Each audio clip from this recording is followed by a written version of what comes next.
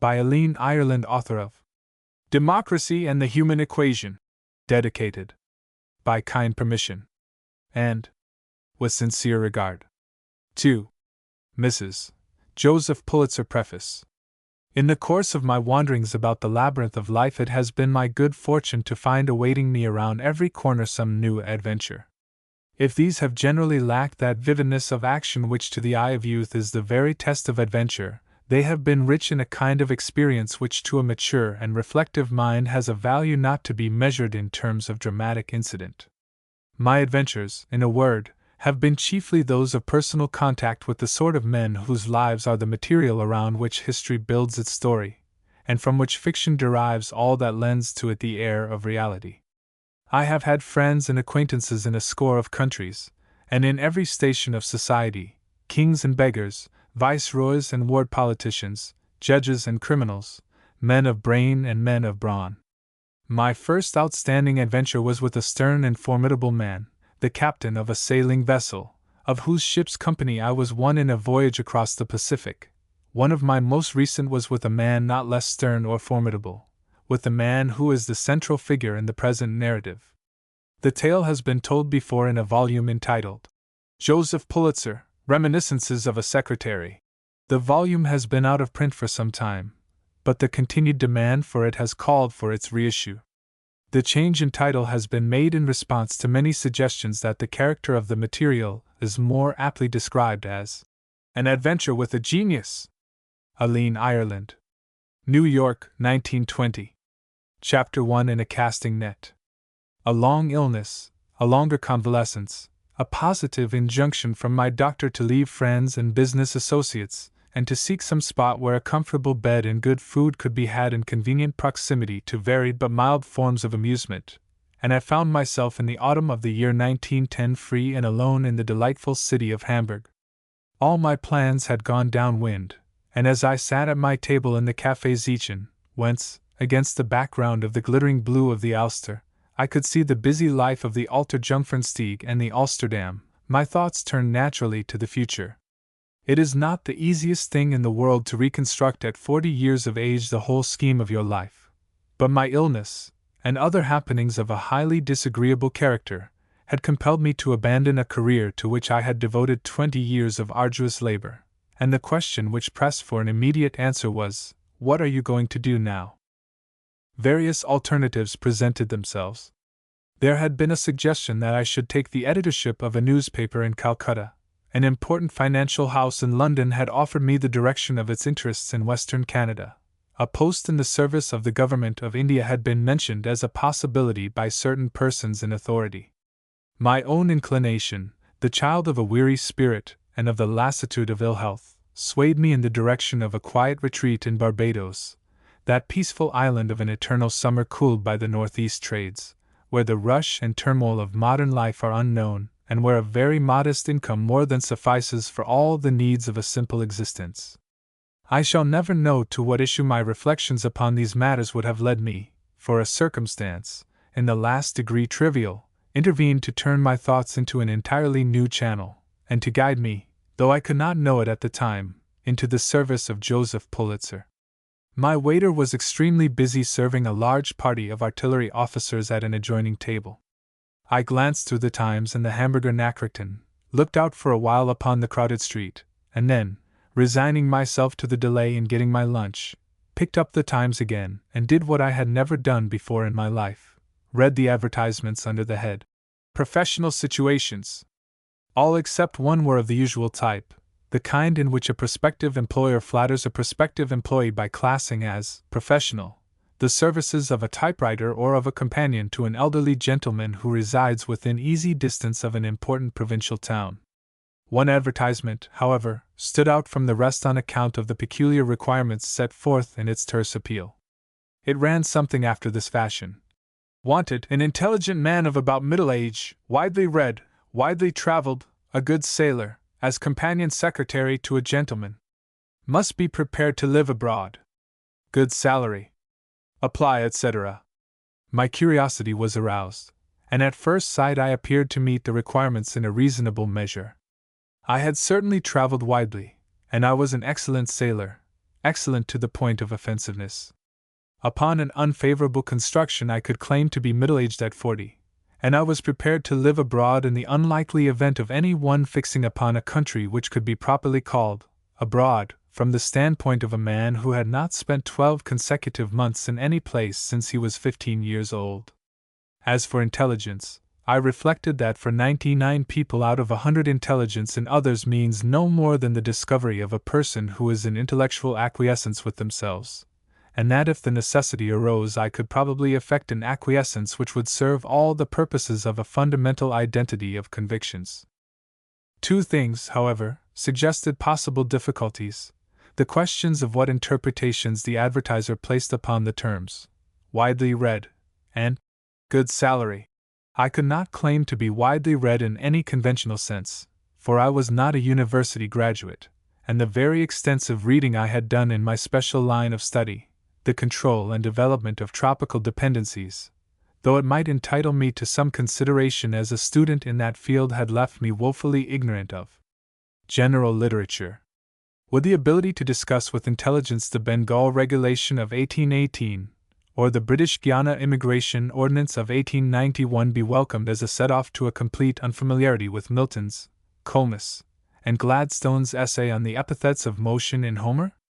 On the subject of what constituted a good salary, experience had taught me to expect a very wide divergence of view, not only along the natural line of cleavage between the person paying and the person receiving the salary, but also between one employer and another and between one employee and another. And I recalled a story, told me in my infancy, in which a certain British laboring man had been heard to remark that he would not be the Tsar of Russia, no, not for 30 shillings a week. But that element in the situation might, I reflected, very well be left to take care of itself. I finished my lunch, and then replied to the advertisement, giving my English address. My letter, a composition bred of the conflicting influences of pride, modesty, prudence, and curiosity, brought forth in due course a brief reply in which I was bidden to an interview in that part of London where fashion and business prosperity seek to ape each other. Upon presenting myself at the appointed hour, I was confronted by a gentleman whose severity of manner I learned later to recognize as the useful mask to a singularly genial and kindly nature. Our interview was long, and, to me at any rate, rather embarrassing, since it resolved itself into a searching cross-examination by a past master in the art. Who were my parents? When and where had I been born? Where had I been educated? What were my means of livelihood? What positions had I filled since I went out into the world? What countries had I visited? What books had I read? What books had I written? To what magazines and reviews had I contributed? Who were my friends? Was I fond of music, of painting, of the drama? Had I a sense of humor? Had I a good temper or a good control of a bad one? What languages could I speak or read? Did I enjoy good health? Was I of a nervous disposition? Had I tact and discretion? Was I a good horseman, a good sailor, a good talker, a good reader? When it came to asking me whether I was a good horseman and a good sailor, I realized that anyone who expected to find these two qualities combined in one man was quite capable of demanding that his companion's secretary should be able to knit woolen socks, write devotional verse, and compute the phases of the moon. I remember chuckling to myself over this quaint conceit. I was to learn later that it came unpleasantly near the truth. Under this close examination I felt that I had made rather a poor showing. This was due in some measure, no doubt, to the fact that my questioner abruptly left any topic as soon as he discovered that I knew something about it, and began to angle around, with disturbing success, to find the things I did not know about. At one point, however, I scored a hit. After I had been put through my paces, a process which seemed to me to end only at the exact point where my questioner could no longer remember the name of anything in the universe about which he could frame an interrogation, it was my turn to ask questions. Was the person I was addressing the gentleman who needed the companion? No, he was merely his agent. As a matter of fact, the person on whose behalf he was acting was an American. I nodded in a noncommittal way. He was also a millionaire. I bowed the kind of bow that a Frenchman makes when he says mais parfaitement. Furthermore, he was totally blind. Joseph Pulitzer, I said. How in the world did you guess that? Asked my companion. That wasn't a guess, I replied. You advertised for an intelligent man, and this is simply where my intelligence commences to show itself. An intelligent man couldn't live as long as I have in the United States without hearing a good deal about Joseph Pulitzer, and after all, the country isn't absolutely overrun with blind millionaires. At the close of the interview, I was told that I would be reported upon. In the meantime, would I kindly send in a written account of the interview, in the fullest possible detail, as a test of my memory, sense of accuracy, and literary style. Nor was this all. As I prepared to take my departure, I was handed the address of another gentleman who would also examine me and make a report.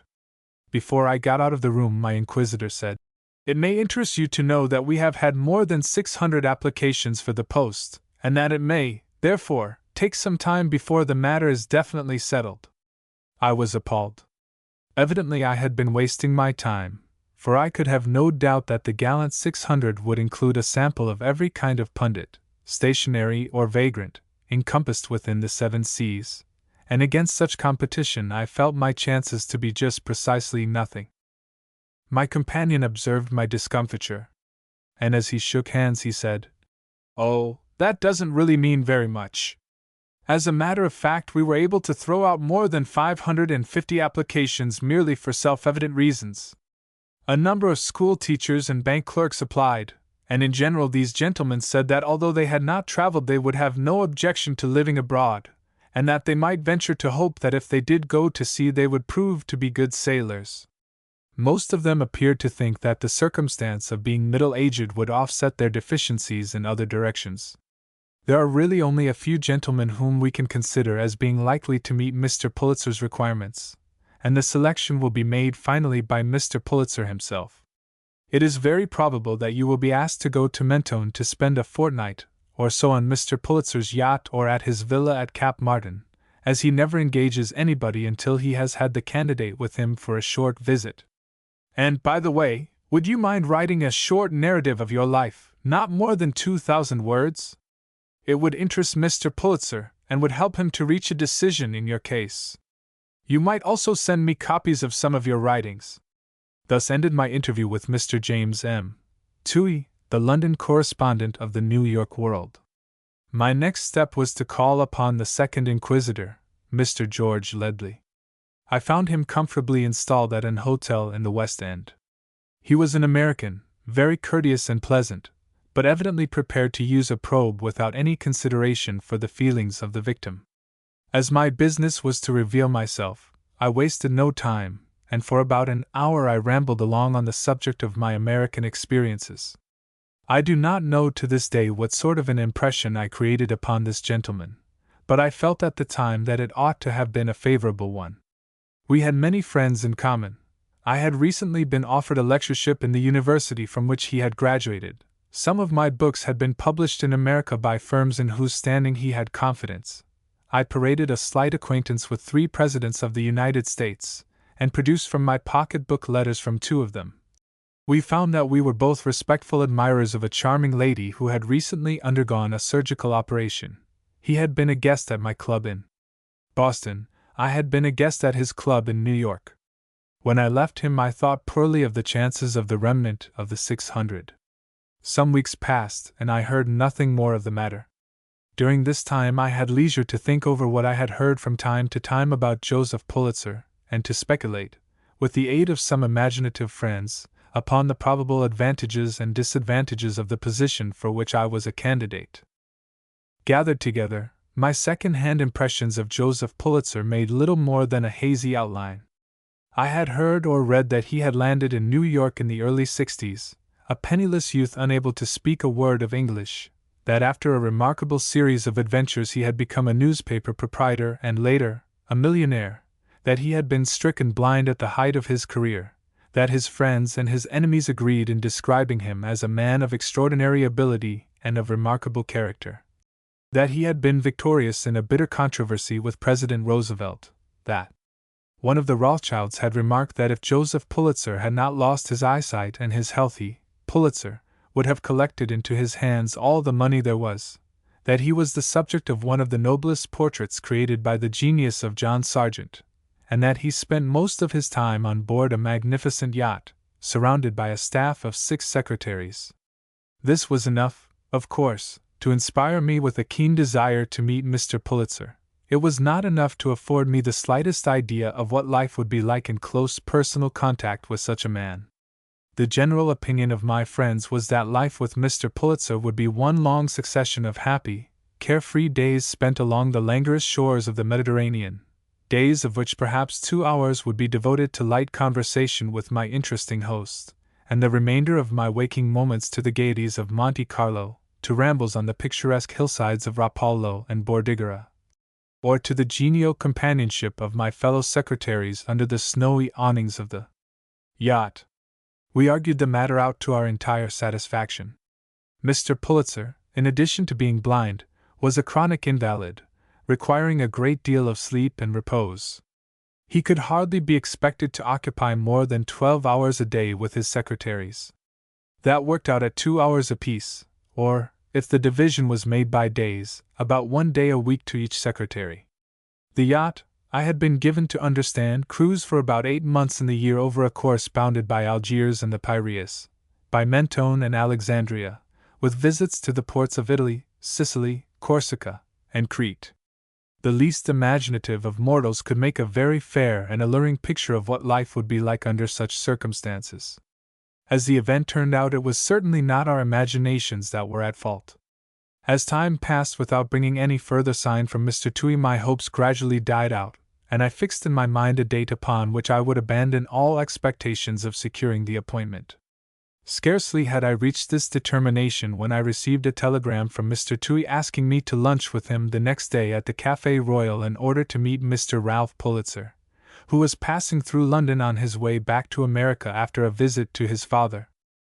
I leave my readers to imagine what sort of a lunch I had in the company of 2 gentlemen whose duty it was to struggle with the problem of discovering the real character and attainments of a guest who knew he was under inspection. I found Mr. Ralph Pulitzer to be a slender, clean-cut, pale gentleman of an extremely quiet and self-possessed manner.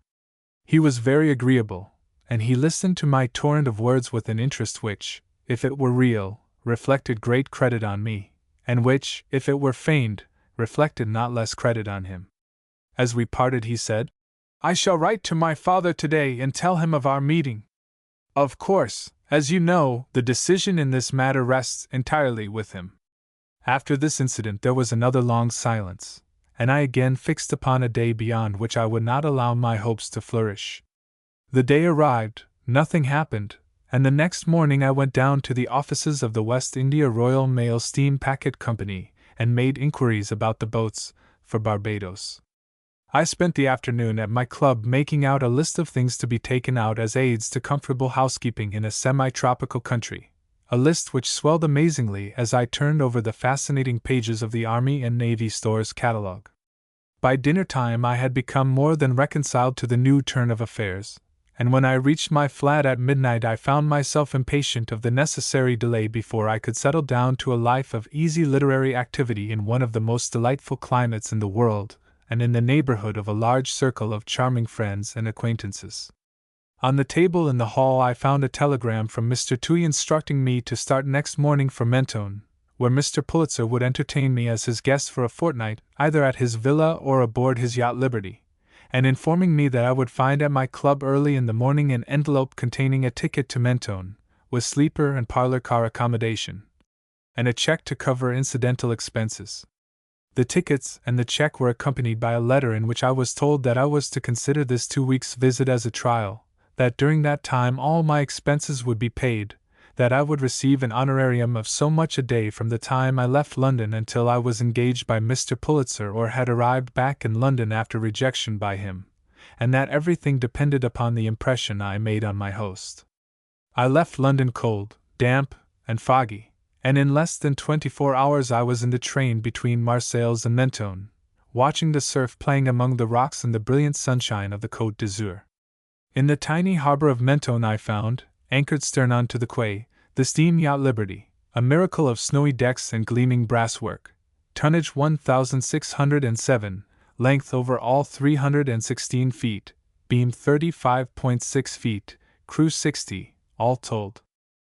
A message from Mr. Pulitzer awaited me.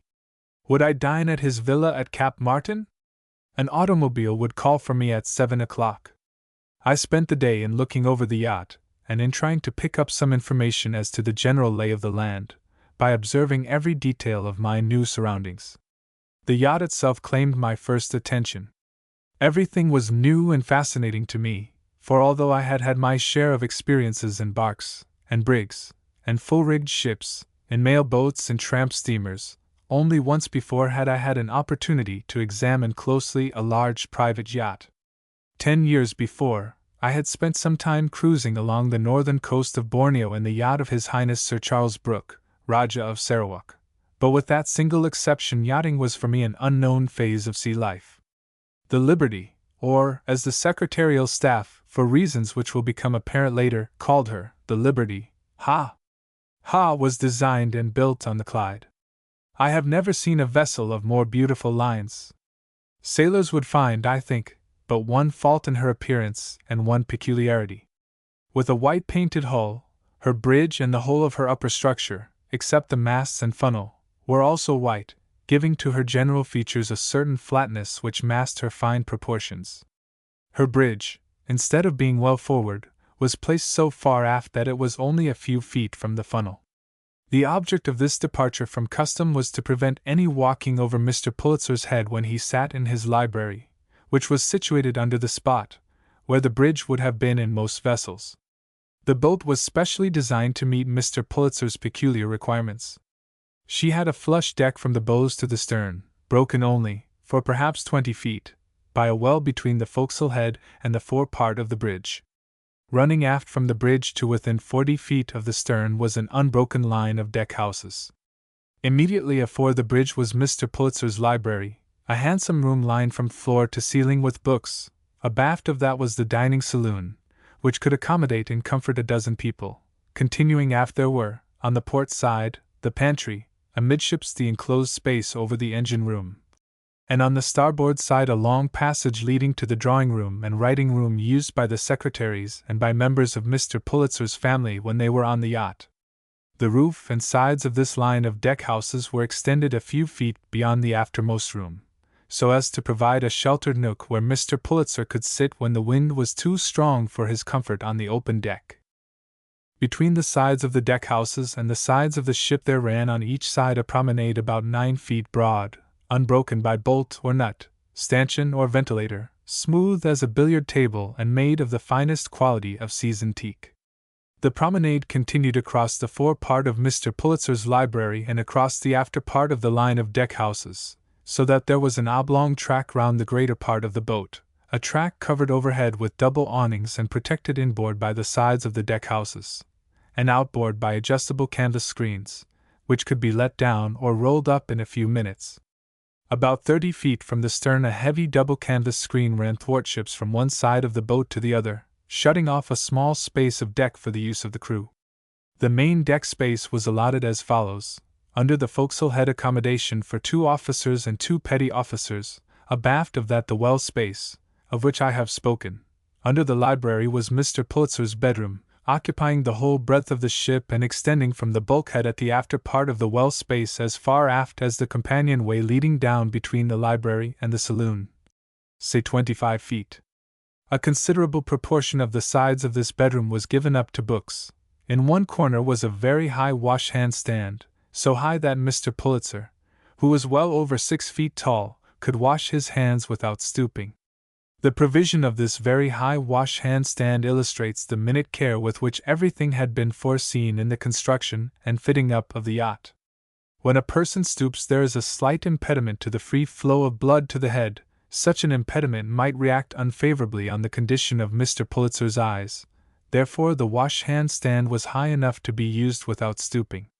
In the forward bulkhead of the cabin were 2 silent fans, one drawing air into the room, the other drawing it out.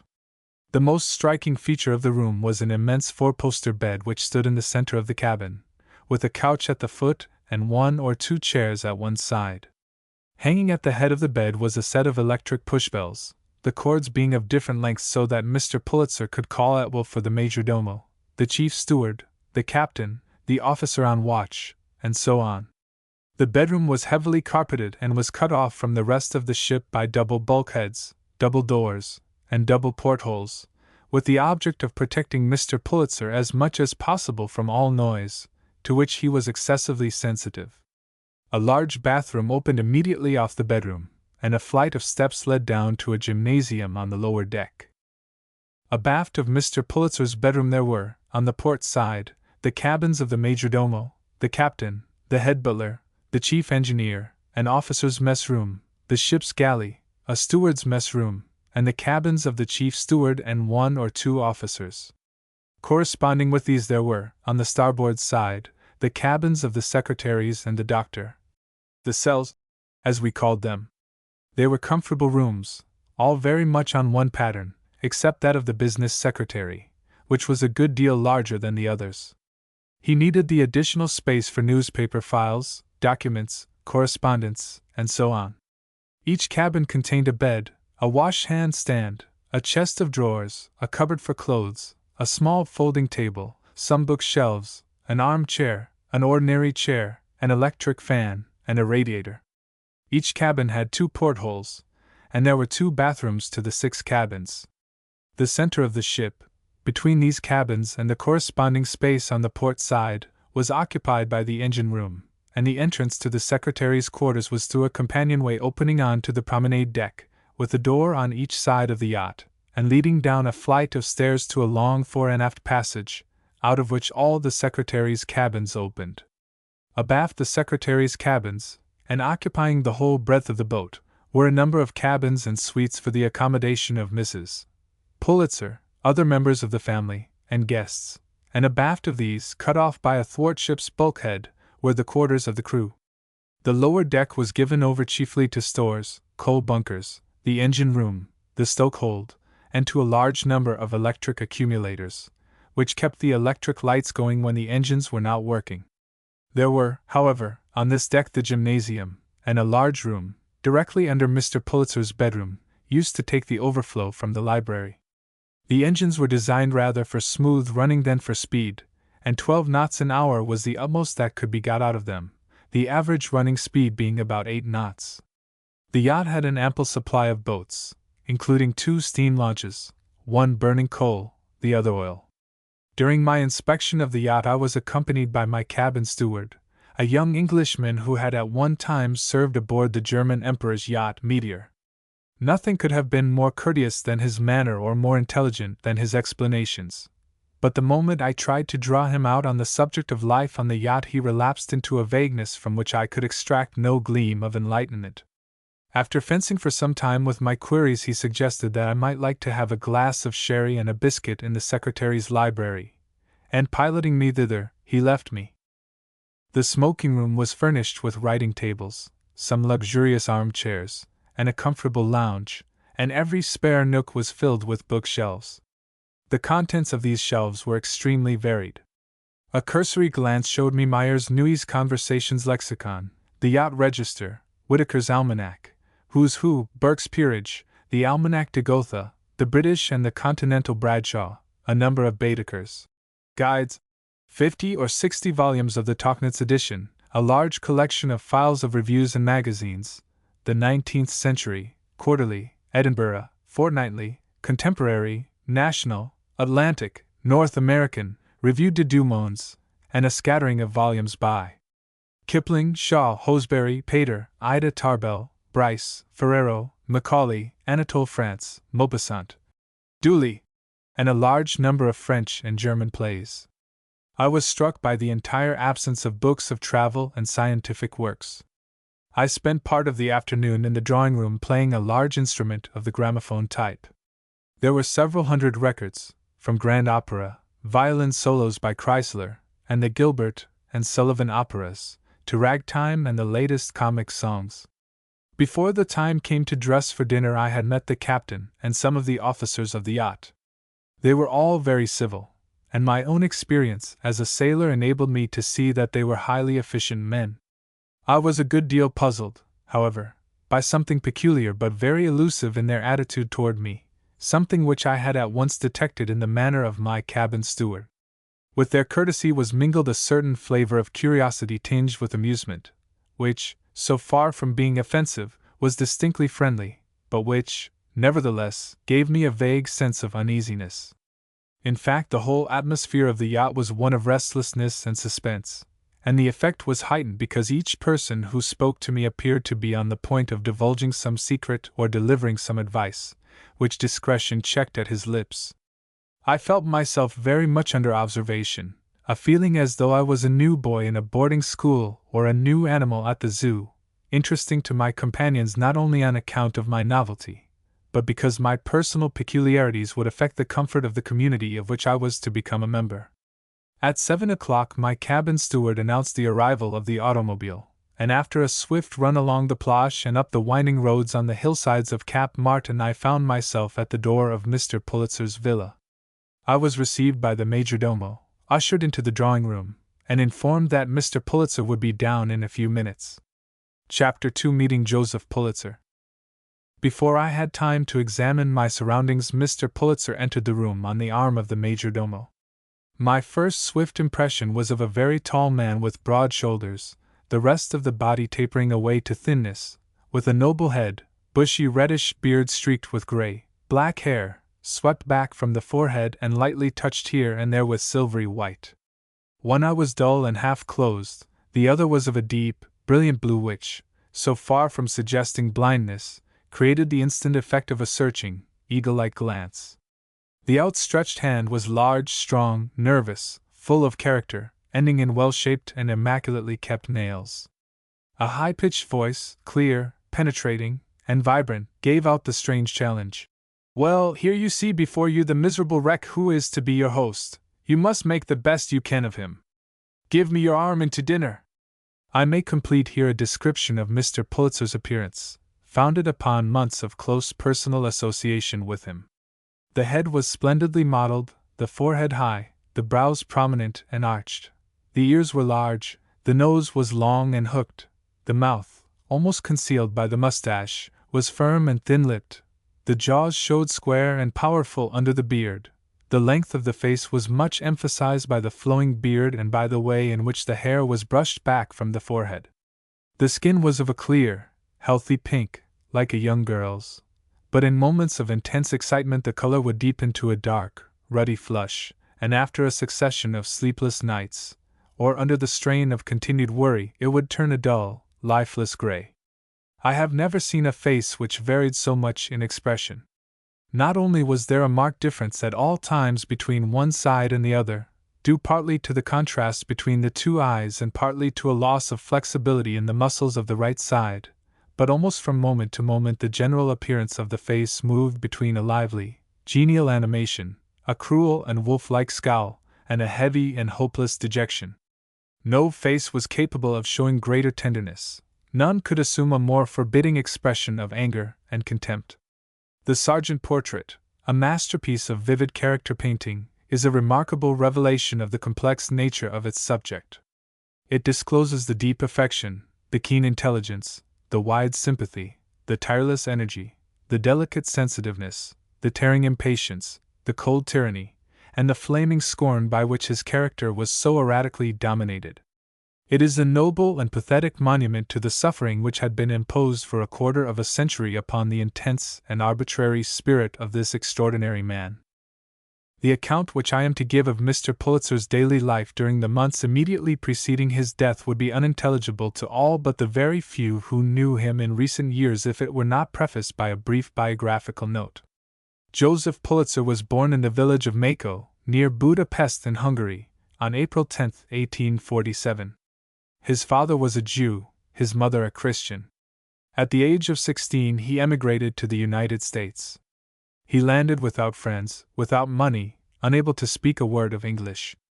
He enlisted immediately in the 1st New York, Lincoln, Cavalry Regiment, a regiment chiefly composed of Germans and in which German was the prevailing tongue.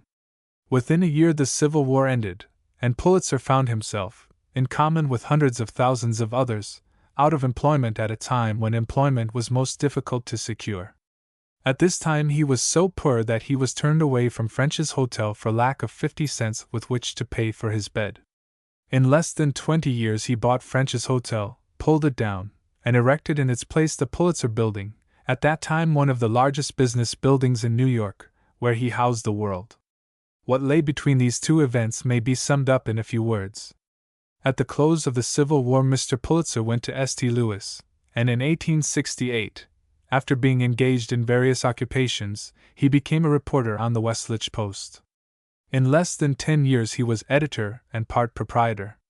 His amazing energy, his passionate interest in politics, his rare gift of terse and forcible expression, and his striking personality carried him over or through all obstacles.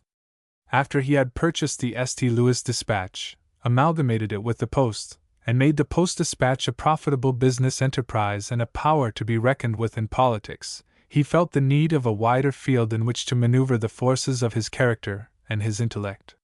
He came to New York in 1883 and purchased the World from Jay Gould. At that time the World had a circulation of less than 12,000 copies a day, and was practically bankrupt. From this time forward Mr. Pulitzer concentrated his every faculty on building up the World. He was scoffed at, ridiculed, and abused by the most powerful editors of the old school.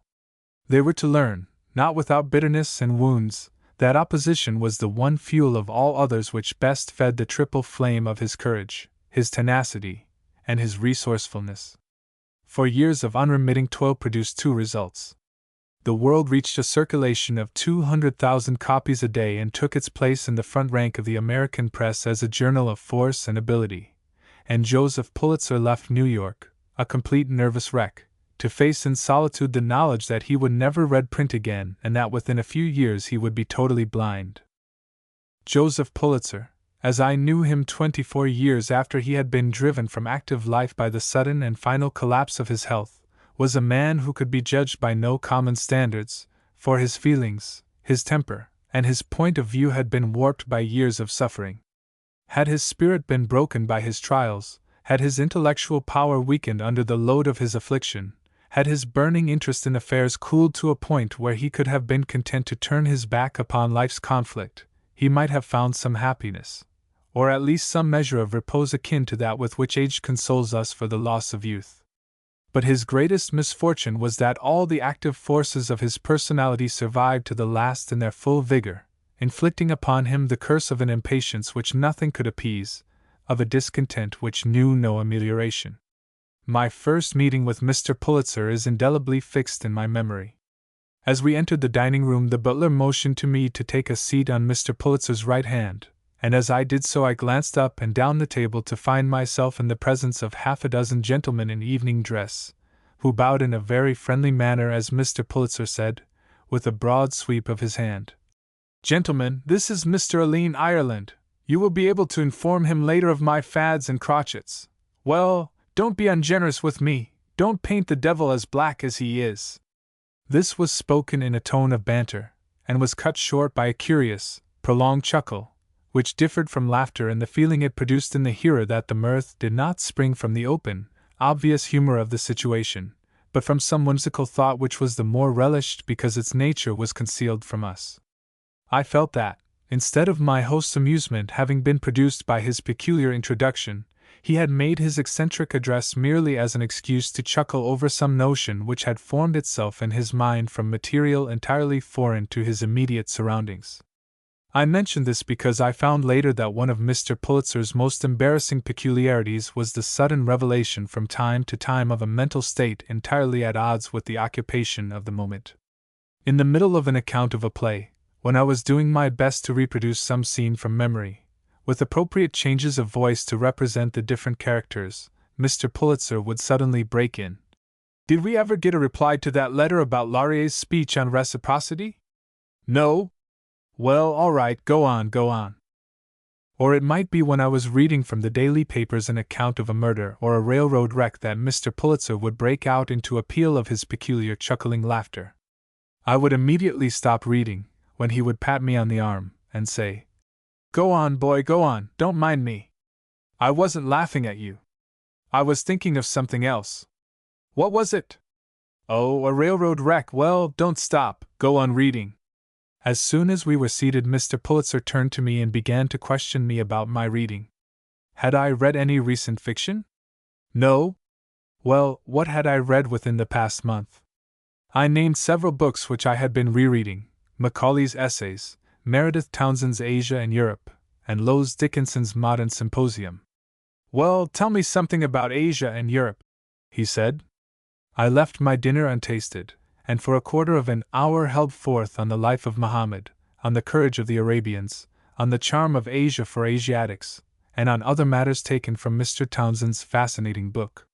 Suddenly Mr. Pulitzer interrupted me. My God! You don't mean to tell me that anyone is interested in that sort of rubbish? Everybody knows about Muhammad, and about the bravery of the Arabs, and for God's sake, why shouldn't Asia be attractive to the Asiatics? Try something else. Do you remember any plays?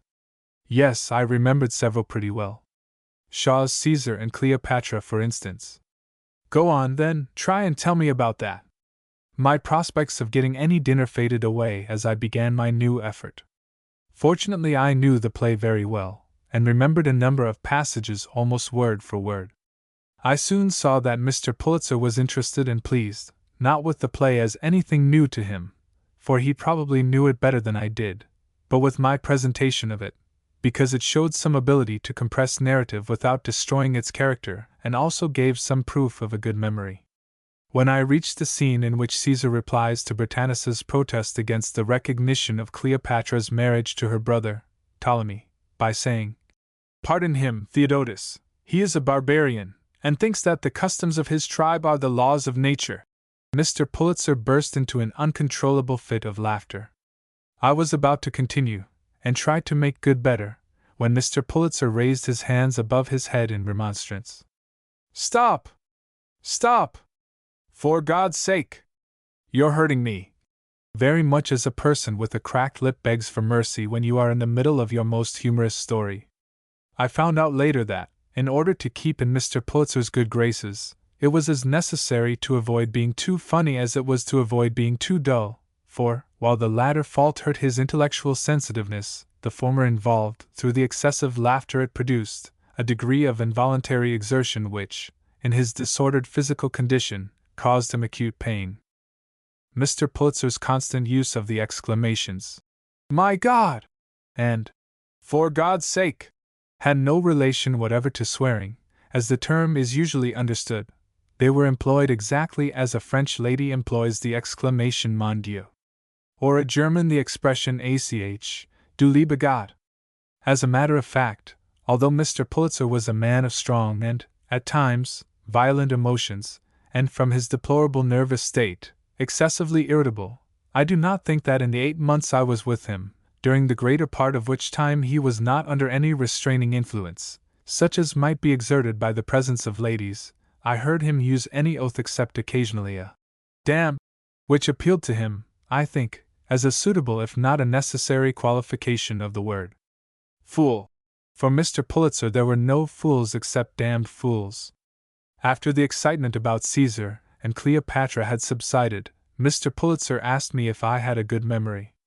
I hesitated before replying, because I had seen enough of Mr. Pulitzer in an hour to realize that a constant exercise of caution would be necessary if I wished to avoid offending his prejudices or wounding his susceptibilities, and whereas on the one hand I did not wish to set a standard for myself which I would find it impossible to live up to, on the other hand I was anxious to avoid giving any description of my abilities which would be followed later by a polite intimation from the Major Domo that Mr. Pulitzer had enjoyed my visit immensely but that I was not just the man for the place. So I compromised and said that I had a fairly good memory. "Well, everybody thinks he's got a good memory," replied Mr. Pulitzer. "I only claimed a fairly good one," I protested. "Oh, that's just an affectation. As a matter of fact, you think you've got a splendid memory, don't you? Now, be frank about it. I love people to be frank with me."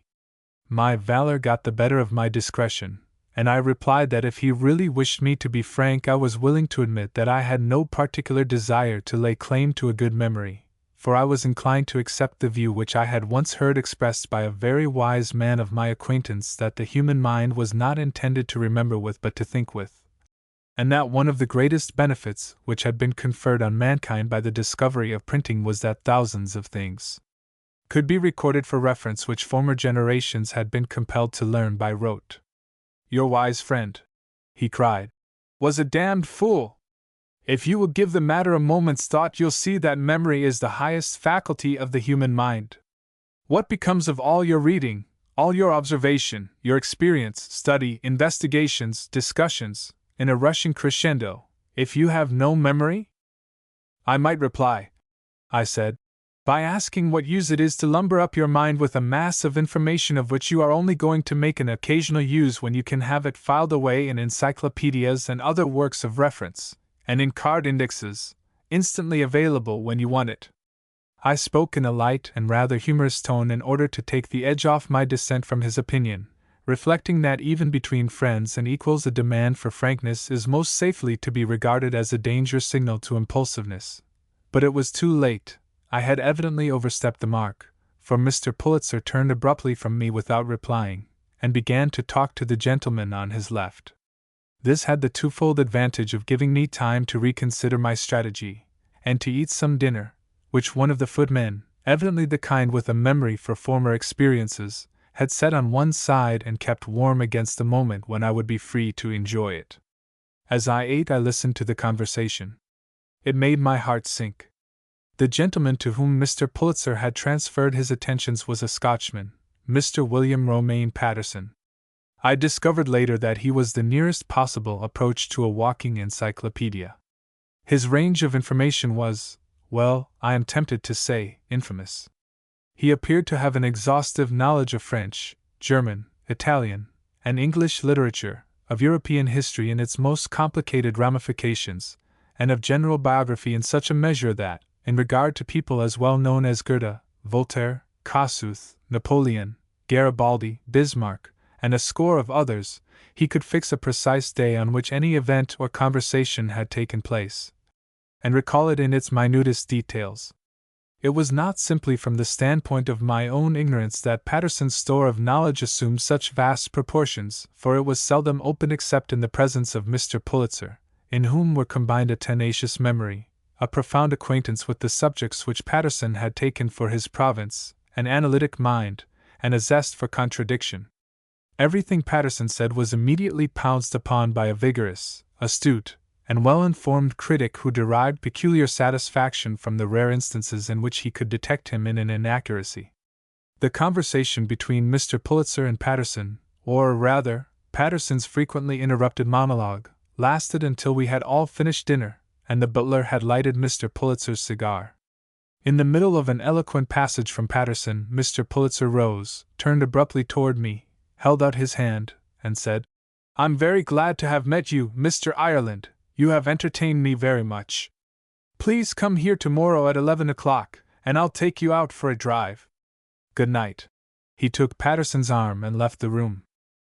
The door, like all the doors in Mr. Pulitzer's various residences, shut automatically and silently, and after one of the secretaries had drawn a heavy velvet curtain across the doorway, so that not the faintest sound could escape from the room, I was chaffed good-naturedly about my debut as a candidate. To my great surprise, I was congratulated on having done very well. "You made a great hit," said one, "with your account of Shaw's play." "I nearly burst out laughing," said another, "when you gave your views about memory. I think you're dead right about it, but J. P. Mr. Pulitzer was always referred to as J. P. is crazy about people having good memories, so if you've really got a good memory, you'd better let him find it out." I was told that, so far as we were concerned, the day's work, or at least that portion of it which involved being with J. P., was to be considered over as soon as he retired to the library after dinner. His object then was to be left alone with one secretary, who read to him until about 10 o'clock, when the majordomo came and took him to his rooms for the night. As a rule, J. P. made no further demand on the bodily presence of his secretaries after he had gone to bed, but occasionally, when he could not sleep, one of them would be called, perhaps at 3 in the morning, to read to him. This meant in practice that, when we were ashore, one, or more usually two of us, would remain in the house in case of emergency. This did not by any means imply that we were always free from work after 10 o'clock at night. In fact, the very opposite was true, for it was J.P.'s custom to say, during dinner, that on the following day he would ride, drive, or walk with such a one or such a one, naming him, and the victim, a term frequently used with a good deal of surprisingly frank enjoyment by J.P. himself, had often to work well into the night preparing material for conversation.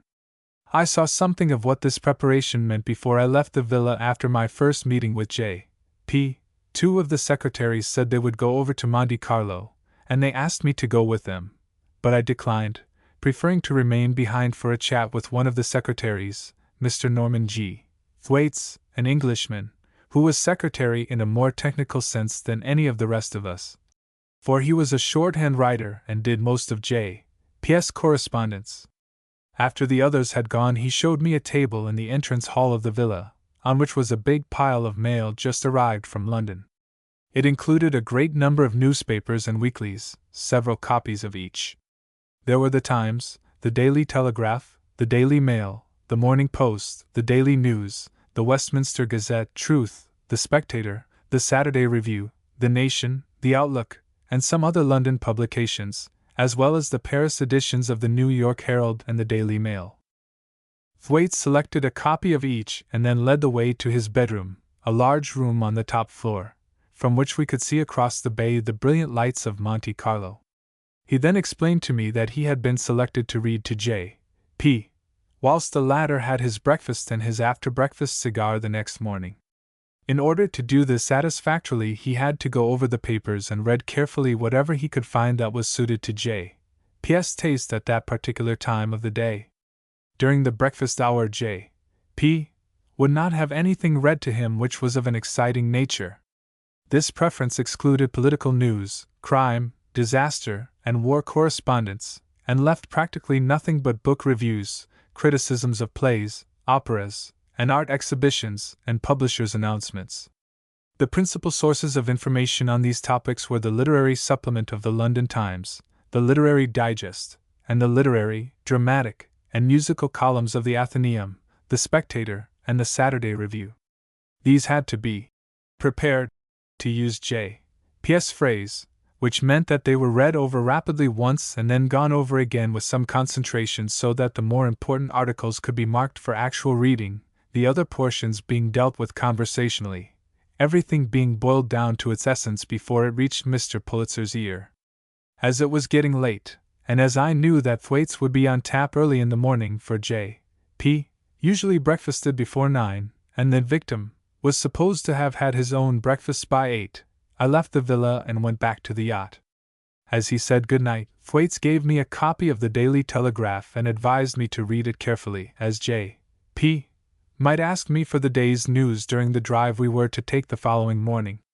Before going to sleep, I glanced through the Daily Telegraph and came across an article which gave me an idea for establishing my reputation for memory. It was a note about the death duties which had been collected in England during 1910, and it gave a list of about 20 estates on which large sums had been paid. The list included the names of the deceased, and also the amounts on which probate duty had been paid. I decided to commit these names and figures to memory and to take an occasion the next day to reel them off to J.P. Punctually at 11 o'clock I presented myself at the villa to find, to my dismay, J.P. seated in his automobile in a towering rage. What sort of consideration had I for him to keep him waiting for half an hour? I protested that 11 o'clock was the hour of the appointment. I was absolutely wrong, he said. 10:30 was the time, and he remembered perfectly naming that hour, because he wanted a long drive and he had an engagement with Mr. Patterson at noon. "I'm awfully sorry," I began, "if I misunderstood you, but really—" He dismissed the matter abruptly by saying, "For God's sake, don't argue about it. Get in and sit next to me so that I can hear you talk." As soon as we had got clear of the village, and were spinning along at a good rate on the Corniche road, which circles the Bay of Monaco, high on the mountain side, Mr. Pulitzer began to put me through my paces. "Now, Mr. Ireland," he began, You will understand that if any arrangement is to be concluded between us, I must explore your brain, your character, your tastes, your sympathies, your prejudices, your temper.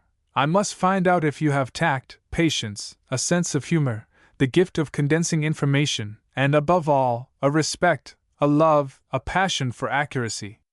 I began to speak, but he interrupted me before I had got 6 words out of my mouth. Wait! Wait! He cried. Let me finish what I have to say. You'll find this business of being a candidate a very trying and disagreeable one. Well, it's damned disagreeable to me, too. What I need is rest, repose, quiet, routine, understanding, sympathy, friendship, yes, my God! The friendship of those around me. Mr. Ireland, I can do much. I can do everything for a man who will be my friend. I can give him power. I can give him wealth. I can give him reputation, the power, the wealth, the reputation which come to a man who speaks to 1,000,000 people a day in the columns of a great paper. But how am I to do this? I am blind, I'm an invalid. How am I to know whom I can trust? I don't mean in money matters. Money's nothing to me. It can do nothing for me. I mean morally, intellectually. I've had scores of people pass through my hands in the last 15 years. Englishmen, Scotchmen, Irishmen, Welshmen, Germans, Frenchmen, Americans, men of so-called high family, men of humble birth, men from a dozen universities, self-taught men, young men, old men, and my God! What have I found? Arrogance, stupidity, ingratitude, loose thinking, conceit, ignorance, laziness, indifference, absence of tact, discretion, courtesy, manners, consideration, sympathy, devotion, no knowledge, no wisdom, no intelligence, no observation, no memory, no insight, no understanding. My God! I can hardly believe my own experience when I think of it. Set down in cold print, this outburst loses almost every trace of its intensely dramatic character. Mr. Pulitzer spoke as though he were declaiming a part in a highly emotional play. At times he turned toward me, his clenched fists raised above his shoulders. At times he threw back his head, flung his outstretched hands at arm's length in front of him, as though he were appealing to the earth, to the sea, to the air, to the remote canopy of the sky to hear his denunciation of man's inefficiency.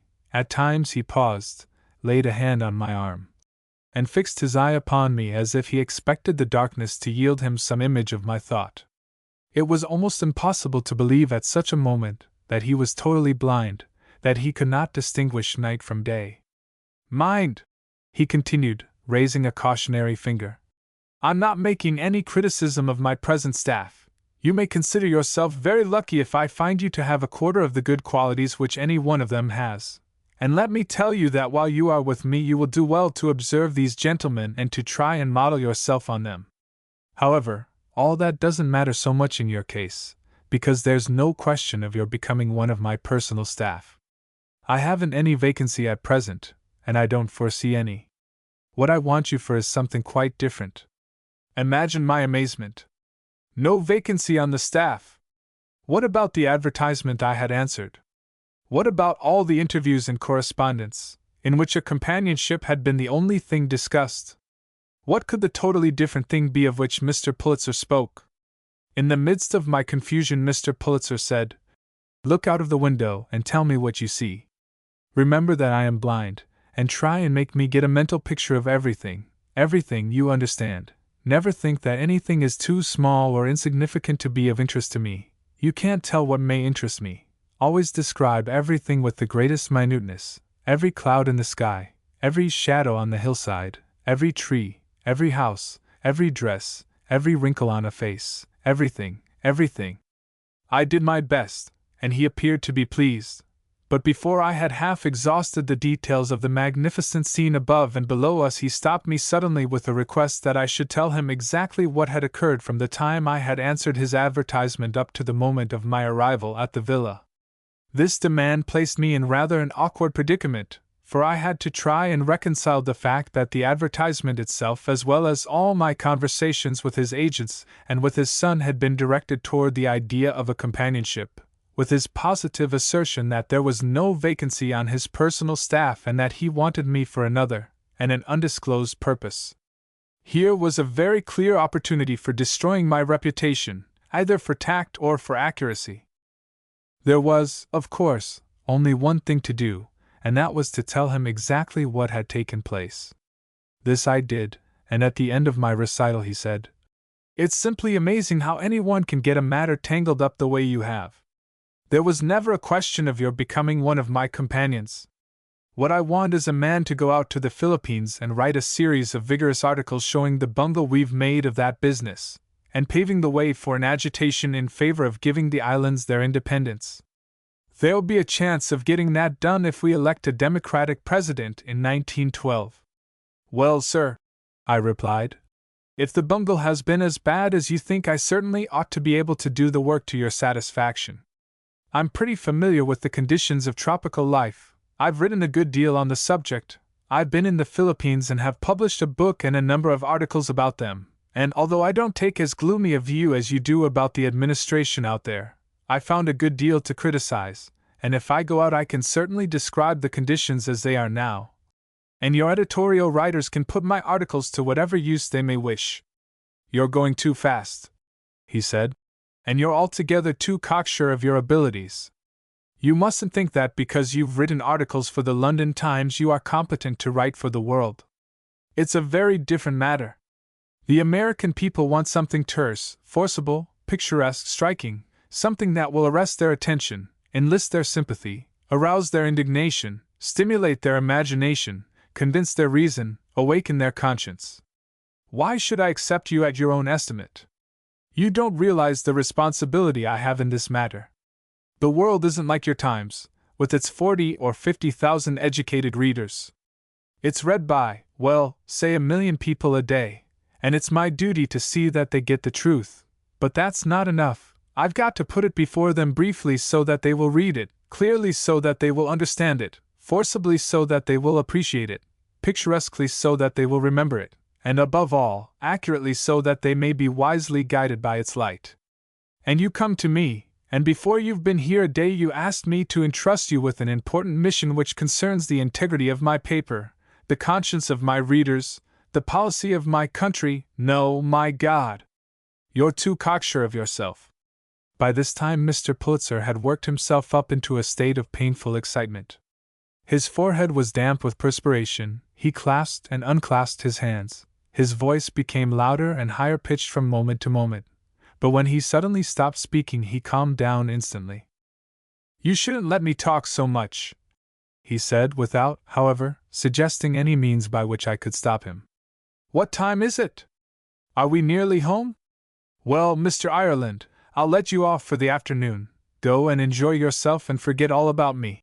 Then, as the auto drew up at the door of the villa, "Come up to dinner about 7 and try to be amusing. You did very well last night. I hope you can keep it up. It's most important that anyone who is to live with me should have a sense of humor. I'd be glad to keep a man and pay him a handsome salary if he would make me laugh once a day. Well, goodbye till tonight." Chapter 3 Life at Cap Martin. There was no lack of humor in Mr. Pulitzer's suggestion that I should go and enjoy myself and forget him. I went down to the yacht, had lunch in solitary state, and then, selecting a comfortable chair in the smoking room, settled down to think things over. It soon became clear to me that J.P. was a man of a character so completely outside the range of my experience that any skill of judgment I might have acquired through contact with many men of many races would avail me little in my intercourse with him. That he was arbitrary, self-centered, and exacting mattered little to me. It was a combination of qualities which rumor had led me to expect in him, and with which I had become familiar in my acquaintance with men of wide authority and outstanding ability. What disturbed me was that his blindness, his ill health, and his suffering had united to these traits an intense excitability and a morbid nervousness. My first impulse was to attribute his capriciousness to a weakening of his brain power, but I could not reconcile this view with the vigor of his thought, with the clearness of his expression, with the amplitude of his knowledge, with the scope of his memory, as they had been disclosed the previous night in his conversation with Patterson. No, the fact was that I had not found the key to his motives, the cipher running through the artificial confusion of his actions. I could not foresee the issue of the adventure, In the meantime, however, the yacht was a comfortable home, the Côte d'Azur was a new field of observation, J.P. and his secretaries were extremely interesting, the honorarium was accumulating steadily, and in the background Barbados still slept in the sunshine, an emerald in a sapphire sea. During the afternoon I had a visit from Jabez E. Dunningham, the major domo. I pay tribute to him here as one of the most remarkable men I have ever met, an opinion which I formed after months of daily intercourse with him. He was an Englishman, and he had spent nearly 20 years with Mr. Pulitzer, traveling with him everywhere, hardly ever separated from him for more than a few hours, and he was more closely in his confidence than anyone outside the family. He was capable and efficient in the highest degree. His duties ranged from those of a nurse to those of a diplomat.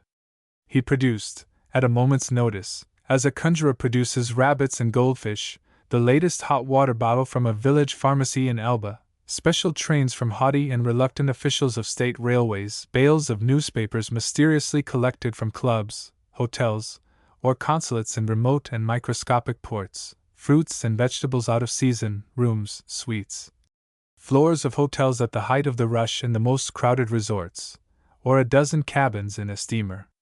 He could open telegraph stations and post offices when they were closed to the native nobility, convert the eager curiosity of port officials into a trance-like indifference, or monopolize the services of a whole administration, if the comfort, convenience, or caprice of his master demanded it. More than this, if, any of these things having been done, they should appear undesirable to Mr. Pulitzer, Dunningham could undo them with the same magician-like ease as had marked their achievement. A wave of Mr. Pulitzer's hand was translated into action by Dunningham, and the whole of his arrangements disappeared as completely as if they had never existed. The slate was wiped clean, ready in an instant to receive the new message from Mr. Pulitzer's will. Dunningham had come to offer me advice. I must not be disturbed by the apparent eccentricity of Mr. Pulitzer's conduct. It was merely part of Mr. Pulitzer's fixed policy to make things as complicated and difficult as possible for a candidate. By adopting this plan, he was able to discover very quickly whether there was any possibility that a new man would suit him. If the candidate showed impatience or bad temper, he could be got rid of at once. If he showed tact and good humor, he would graduate into another series of tests, and so on, step by step, until the period of his trying out was ended and he became one of the staff. A man of my intelligence would, of course, appreciate the advantages of such a method, even from the standpoint of the candidate, for once a candidate had passed the testing stage, he would find his relations with Mr. Pulitzer much pleasanter and his work less exacting, whereas if he found at the outset that the conditions were not pleasing to him, he could retire without having wasted much time. One thing I must bear in mind, namely, that each day which passed without Mr. Pulitzer having decided against a candidate increased the candidate's chances. If a man was to be rejected, it was usually done inside of a week from his first appearance on the scene. And, by the way, had I ever noticed how people were apt to think that blind people were deaf? A most curious thing, really nothing in it. Take Mr. Pulitzer, for example. So far from his being deaf, he had the most exquisite sense of hearing. In fact, he heard better when people spoke below rather than above their ordinary tone. Thus, Dunningham, anxious, in his master's interest, to allay my nervousness, which reacted disagreeably on Mr. Pulitzer, and to make me lower my voice, I went up to the villa during the afternoon to look at the house and, if possible, to have a talk with some of the secretaries. The villa lay on the western slope of Cap Martin, a few hundred yards from the Villa Cernos, occupied by the Empress Eugenie. Seen from the road there was nothing striking in its appearance, but seen from the other side it was delightful, recalling the drop scene of a theater. Situated on a steep slope, embowered in trees, its broad stone veranda overhung a series of ornamental terraces decorated with palms, flowers, statuary, and fountains, and where these ended a jumble of rocks and stunted pines fell away abruptly to the blue water of the bay. The house was large and well designed, but very simple in its furniture and decorations. The upper rooms on the western side commanded a superb view of the Bay of Monaco, and of the rugged hillsides above La Turbie, crowned with a vague outline of fortifications against the sky. In a room at the top of the house I found one of the secretaries, an Englishman, Mr. George Craven, formerly in the Indian Civil Service in Rajputana. He was engaged in auditing the accounts of the yacht, but he readily fell in with my suggestion that we should take a stroll. "Right-ho," he said. "I'm sick of these beastly accounts. But we must find out what J.P.'s doing first." It appeared that J.P. had motored over to Monte Carlo to hear a concert, and that he wasn't expected back for an hour or more. As we stopped in the entrance hall to get our hats, I struck a match on the sole of my shoe, intending to light a cigarette. "By Jove! Don't do that, for heaven's sake," said Craven, "or there'll be a frightful row when J.P. comes in. He can't stand cigarette smoke, and he's got a sense of smell as keen as a setter's." We went into the garden and followed a narrow path which led down to the waterside. We talked about J.P. As a matter of fact, J.P. was the principal topic of conversation whenever two of his secretaries found themselves together. Craven, however, had only been with J.P. for a few weeks, having been one of the batch sifted out of the 600 who had answered the Times advertisement. He was almost as much in the dark as I was in regard to the real J.P. that existed somewhere behind the mask which was always held out in front of every emotion, every thought, every intention. The life was difficult, he found, and extremely laborious. When it suited his book, J.P. could be one of the most fascinating and entertaining of men, but when it didn't, well, he wasn't. The truth was that you could never tell what he really thought at any moment. It made you feel as though you were blind and not he. You found yourself groping around all the time for a good lead and coming unexpectedly up against a stone wall. "I've been with him a couple of months," he said, "and I haven't the slightest idea whether he thinks me a good sort or a silly ass, and I don't suppose I ever shall know. By Jove, there he is now!" as we heard the crunch of tires on the drive. "Excuse me if I make a run for it. He may want me any minute. See you later." At dinner that night, Mr. Pulitzer devoted his whole attention to laying bare the vast areas of ignorance on the map of my information. He carried me from country to country, from century to century, through history, art, literature, biography, economics, music, the drama, and current politics. Whenever he hit upon some small spot where my investigations had lingered and where my memory served me, he left it immediately, with the remark, "Well, I don't care about that. That doesn't amount to anything, anyhow." It was worse than useless to make any pretense of knowing things, for if you said you knew a play, for instance, J.P. would say, "Good. Now begin at the second scene of the third act, where the curtain rises on the two conspirators in the courtyard of the hotel. Just carry it along from there." And if you didn't know it thoroughly, you were soon in difficulties. His method was nicely adjusted to his needs, for he was concerned most of the time to get entertainment as well as information, and he was, therefore, amused by exposing your ignorance when he was not informed by uncovering your knowledge. Indeed, nothing put him in such good humor as to discover a cleft in your intellectual armor, provided that you really possessed some talent, faculty, or resource which was useful to him. My dinner, considered as a dinner, was as great a failure as my conversation, considered as an exhibition of learning. I got no more than a hasty mouthful now and again, and got that only through a device often resorted to by the secretaries under such circumstances, but which seldom met with much success. J.P. himself had to eat, and from time to time the butler, who always stood behind J.P.'s chair and attended to him only, would take advantage of an instant's pause in the conversation to say, "Your fish is getting cold, sir." This would divert J.P.'s attention from his victim long enough to allow one of the other men to break in with a remark designed to draw J.P.'s fire. It worked once in a while, but as a rule it had no effect whatever beyond making J.P. hurry through the course so that he could renew his attack at the point where he had suspended it. On the particular occasion I am describing, I was fortunate enough toward the end of dinner to regain some of the ground I had lost in my disorderly flight across the field of scholarship. One of the secretaries seized an opportunity to refer to the British death duties. I had intended to arrange for the introduction of this topic, but had forgotten to do so. It was just sheer good luck, and I made signs to the gentleman to keep it up. He did so, and the moment he ceased speaking I took up the tale. It was a good subject, for J.P. was interested in the question of death duties. After a preliminary flourish, I began to reel off the figures I had committed to memory the previous night. Before I had got very far, Mr. Pulitzer cried, "Stop! Are you reading those figures?" "No," I replied. "I read them over last night in the Daily Telegraph." "My God! Are you giving them from memory? Haven't you got a note of them in your hand? Hasn't he? Hasn't he?" Appealing to the table. Reassured on this point, he said, "Well, go on, go on. This interests me." As soon as I had finished, he turned to Craven and said, "Go and get that paper, and find the article."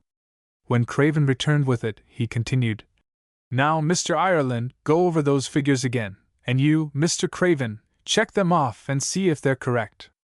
Now, play fair, no tricks." I had made 2 mistakes, which were reported as soon as they were spoken. At the end, Mr. Pulitzer said, "Well, you see, you hadn't got them right after all. But that's not so bad. With a memory like that, you might have known something by now if you'd only had the diligence to read." My second score was made just at the end of dinner, or rather when dinner had been finished some time and J.P. was lingering at table over his cigar. The question of humor came up, and someone remarked how curious it was that one of the favorite amusements of the American humorist should be to make fun of the Englishman for his lack of humor. Laugh, and all the world laughs with you, except the Englishman. And so on. The usual defenses were made: Hood, Thackeray, Gilbert, Calverley, etc., and then Punch was referred to. This gave me the chance of repeating, more or less accurately, a paragraph which appeared in Punch some years ago, and which I always recite when that delightful periodical is slandered in my hearing.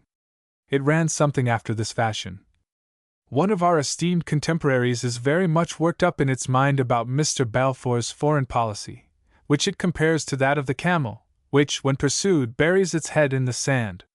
We quite agree with our esteemed contemporary about Mr. Balfour's foreign policy, but we fear it is getting its metaphors mixed. Surely it is not thinking of the camel which, when pursued, buries its head in the sand, but of the ostrich which, when pursued, runs its eye through a needle." It was a lucky hit. No one had heard it before, and our party broke up with Mr. Pulitzer in high good humor. So the days passed. I saw a great deal of Mr. Pulitzer and went through many agonizing hours of cross-examination, but gradually matters came round to the point where we discussed the possibility of my becoming a member of his personal staff. He thought that there was some hope that, if he put me through a rigorous training, I might suit him, but before it could even be settled that such an attempt should be made, many things would have to be cleared up. In the first place, I would understand what extreme caution was necessary for him in making a selection. There was not only the question of whether I could make myself useful to him, and the question of whether I could be trusted in a relationship of such a confidential nature, there remained the very important question of whether I was a fit person to associate with the lady members of his family, who spent some portion of each year with him. This matter was discussed very frankly, and was then shelved pending a reference to a number of people in England and America at whose homes I had been a guest, and where the household included ladies. At the end of a week the yacht was sent to Marseilles to coal in preparation for a cruise, and I went to stay at an hotel near the villa. It was a change for the worse. By the time the yacht returned I had had some opportunity of observing the routine of life at the villa. After breakfast Mr. Pulitzer went for a drive, accompanied by one, or occasionally by two, of the secretaries. During this drive he received a rough summary of the morning's news, the papers having been gone over and marked either the night before or while he was having his breakfast. As he seldom let us know in advance which of us he would call upon for the first presentation of the news, and as he was liable to change his mind at the last minute when he had named somebody the previous night, we had all of us to go through the papers with great care, so that we might be prepared if we were called upon. On returning from his drive Mr. Pulitzer would either sit in the library and dictate letters and cablegrams, or he would have the news gone over in detail, or, if the state of his health forbade the mental exertion involved in the intense concentration with which he absorbed what was read to him from the papers, he would go for a ride, accompanied by a groom and by one of the secretaries. When he went to Europe, he usually sent over in advance some horses from his own stable, as he was very fond of riding and could not trust himself on a strange horse. After the ride, lunch, at which the conversation generally took a more serious turn than at dinner, for at night Mr. Pulitzer disliked any discussion of matters which were likely to arouse his interest very much or to stir his emotions, for he found it difficult to get his mind calmed down so that he could sleep. Even in regard to lunch, we were sometimes warned in advance, either by Dunningham or by the secretary who had left him just before lunch was served, that Mr. Pulitzer wished the conversation to be light and uncontroversial. Immediately after lunch, Mr. Pulitzer retired to his bedroom with Herr Friedrich Mann, the German secretary, and was read to, chiefly German plays, until he fell asleep, or until he had had an hour or so of rest. By 4 o'clock he was ready to go out again, riding, if he had not had a ride in the morning, or driving, with an occasional walk for perhaps half an hour, the automobile always remaining within call. As a rule, he spent an hour before dinner listening to someone read a novel, a biography, or what not, according to his mood. At dinner the conversation usually ran along the lines of what was being read to him by the various secretaries, or of such topics in the day's news as were of an unexciting nature. The meal varied greatly in length. If J.P. was feeling tired, or out of sorts, he ate his dinner quickly and left us, taking somebody along to read to him until he was ready to go to bed. But if he was in good form, and an interesting topic was started, or if he was in a reminiscent mood and wanted to talk, dinner would last from 7:30 to 9, or even later. I shall deal in another place with the different phases of the conversation and reading which formed so large a part of our duties, but I may refer here to various incidents of our routine and to some things by which our routine was occasionally disturbed. Mr. Pulitzer was very fond of walking. His usual practice was to leave the villa in the automobile and drive either down to the Place at Mentone or up the hill to a point about midway between Cap Martin and the Tower of Augustus. When he reached the spot he had selected, he took the arm of a secretary and promenaded backward and forward over a distance of 500 yards, until he felt tired, when the automobile was signaled and we drove home. Each of his favorite spots for walking had its peculiar disadvantages for his companion. Speaking for myself, I can say that I dreaded these walks more than any other of my duties. If we went on the hillside, I had to keep the most alert and unrelaxing lookout for automobiles. They came dashing round the sharp curves with a roar and a scream, and these distracting noises always made Mr. Pulitzer stop dead still as though he were rooted to the ground. I understand that Mr. Pulitzer was never actually hit by an automobile, and of course, his blindness saved him from the agony of apprehension which his companion suffered, for he could not see the narrowness of his escape. But I was out with him one day on the Upper Corniche Road when two automobiles going in opposite directions at reckless speed came upon us at a sharp turn, and I may frankly confess that I was never so frightened in my life. Had we been alone, I am certain we would have been killed, but fortunately Mann was with us, and it was on his arm that J.P. was leaning at the critical moment. Mann, who had the advantage of long experience, acted instantly with the utmost presence of mind. He made a quick sign to me to look out for myself, and then pushed Mr. Pulitzer almost off his feet up against the high cliff which rose above the inner edge of the road. The machines were out of sight before we could realize that we were safe. I expected an explosion from J.P. Nothing of the kind. He acted then, as I always saw him act when there was any actual danger or real trouble of any kind, with perfect calmness and self-possession. The intolerable nervous strain of these walks on the hillside was accompanied by a mental strain almost as distressing. It would have been bad enough if one's only responsibility had been to keep Mr. Pulitzer from being crushed against the hillside, or being run over, but this was only half the problem. The other half was to keep up a continual stream of conversation, not light, airy nothings, but a solid body of carefully prepared facts, in a tone of voice which should fail to convey to J.P. the slightest indication of your nervousness. When we walked on the Place at Mentone, the difficulties were of another kind. Here there was always more or less of a crowd, and as the paved promenade was narrow, and as very few people had the intelligence to realize that the tall, striking figure leaning on his companion's arm was that of a blind man, and as fewer still had the courtesy to step aside if they did realize it, our walk was a constant dodging in and out among curious gazers interested in staring at the gaunt, impressive invalid with the large black spectacles. Conversation was, of course, extremely difficult under such circumstances, and occasionally things were made worse by some stranger stopping squarely in front of us and addressing Mr. Pulitzer by name, for he was a notable personage in the place and was well known by sight. When accosted in this manner, Mr. Pulitzer always showed signs of extreme nervousness.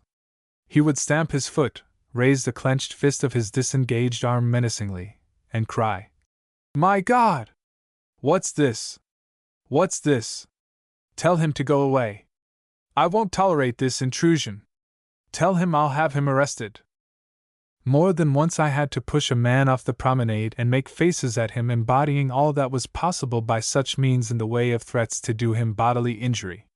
It was impossible to argue with these impudent intruders, because anything like an altercation on a public road would have meant 2 or 3 days of misery for Mr. Pulitzer, in consequence of the excitement and apprehension he would suffer in such an affair. It was always with a feeling of intense relief that I saw J.P. safely back at the villa after our walks. Although Mr. Pulitzer's intellectual interests covered almost every phase of human life, there was nothing from which he derived more pleasure than from music. Once, or perhaps twice a week, he motored over to Monte Carlo, or even as far as Nice, to attend a concert. On such occasions he always took at least 2 companions with him, so that he never sat next to a stranger. He preferred a box for his party, but failing that, the seats were always secured on the broad cross aisle, so that he would not have to rise when anyone wished to pass in front of him. He liked to arrive a few minutes before the concert commenced, and one of us would read the program to him. He had an excellent memory for music, and his taste was broad enough to embrace almost everything good from Bach to Wagner. He was a keen critic of a performance, and in the intervals between the pieces he criticized the playing from the standpoint of his musical experience. One movement was played too loud, another too fast. In one the brass had drowned a delightful passage for the violas, which he had heard and admired the year before in Vienna. In another the brasses had been subdued to a point where the theme lost its distinction. It was his habit to beat time with one hand and to sway his head gently backward and forward when he heard a slow, familiar melody. When something very stirring was played, the Ricochi March, for instance, or the overture to Die Meistersinger, he would mark the down beat with his clenched fist, and throw his head back as if he were going to shout.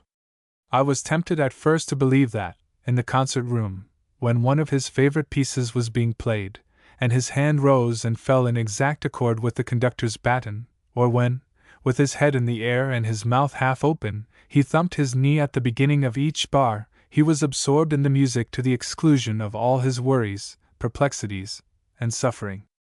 But after he had once or twice turned to me in a flash as the last note of a symphony lingered before the outburst of applause and asked, "Did you remember to tell Dunningham to have dinner served a quarter of an hour later this evening?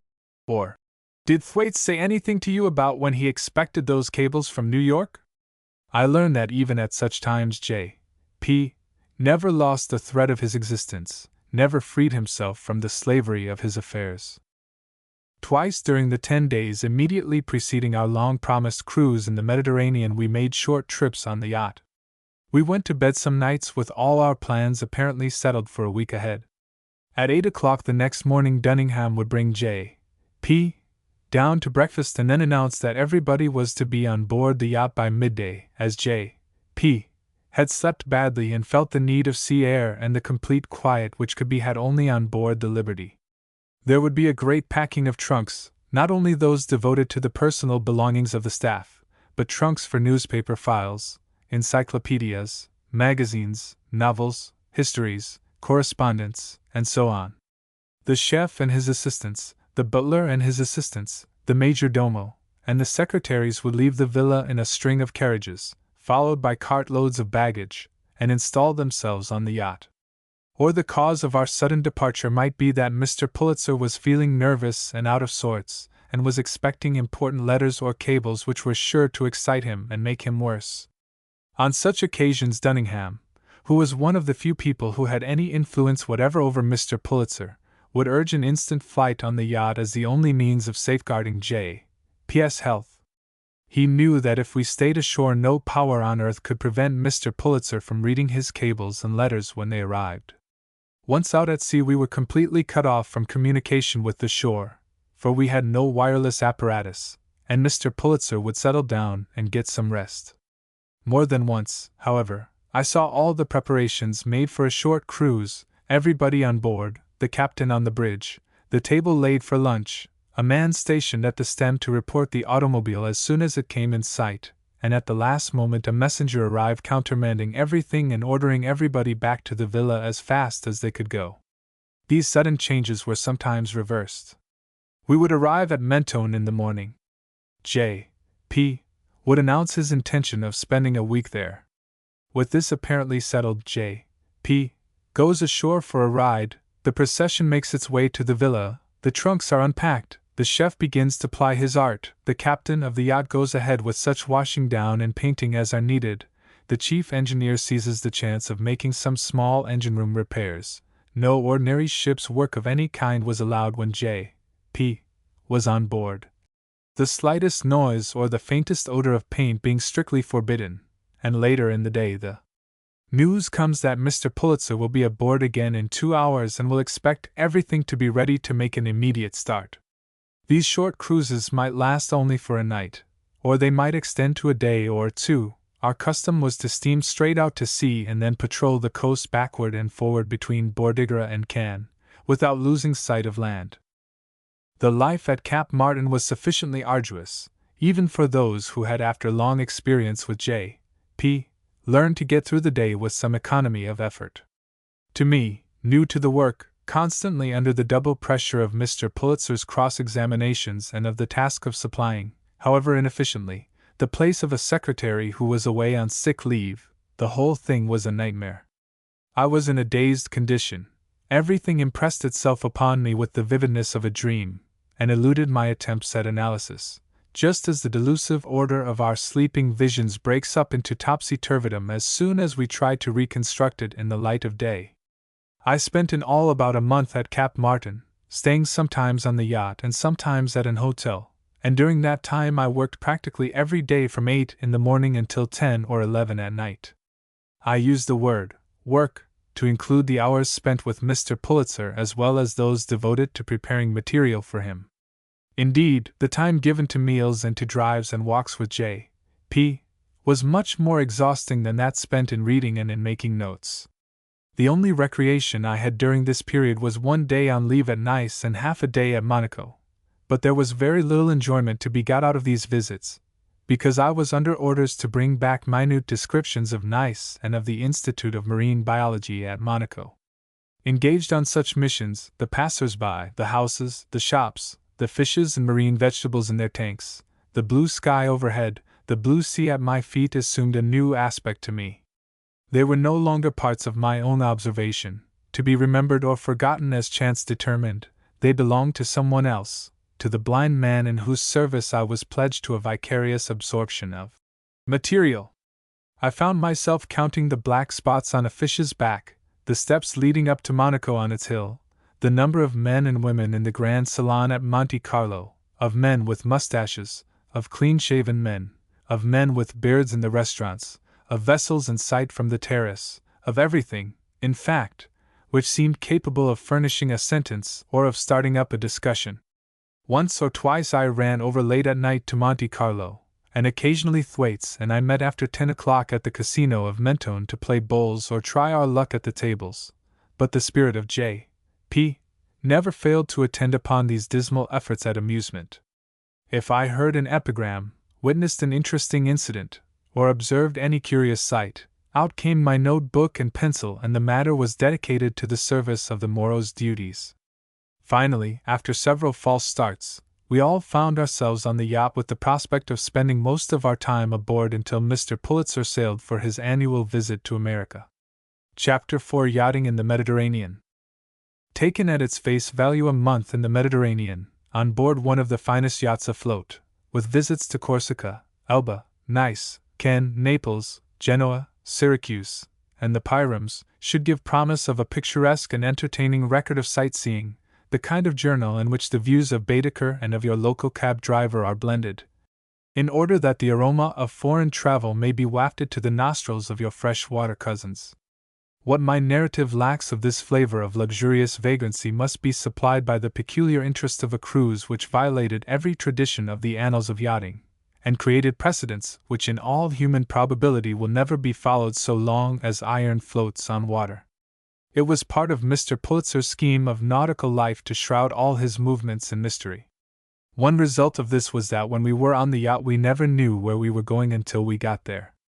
The compass course at any moment betrayed nothing of Mr. Pulitzer's intentions, for we might turn in at night with the ship heading straight for Naples and wake up in the morning to find ourselves 3 miles south of the Genoa lighthouse. Apart from Mr. Pulitzer's fancy, our erratic maneuvers were affected by our need to make good weather out of whatever wind we encountered, on the one hand because J.P., though an excellent sailor, disliked the rolling produced by a beamed sea, since it interfered with his walking on deck, and on the other hand, because several of the secretaries suffered from seasickness the moment we were off an even keel.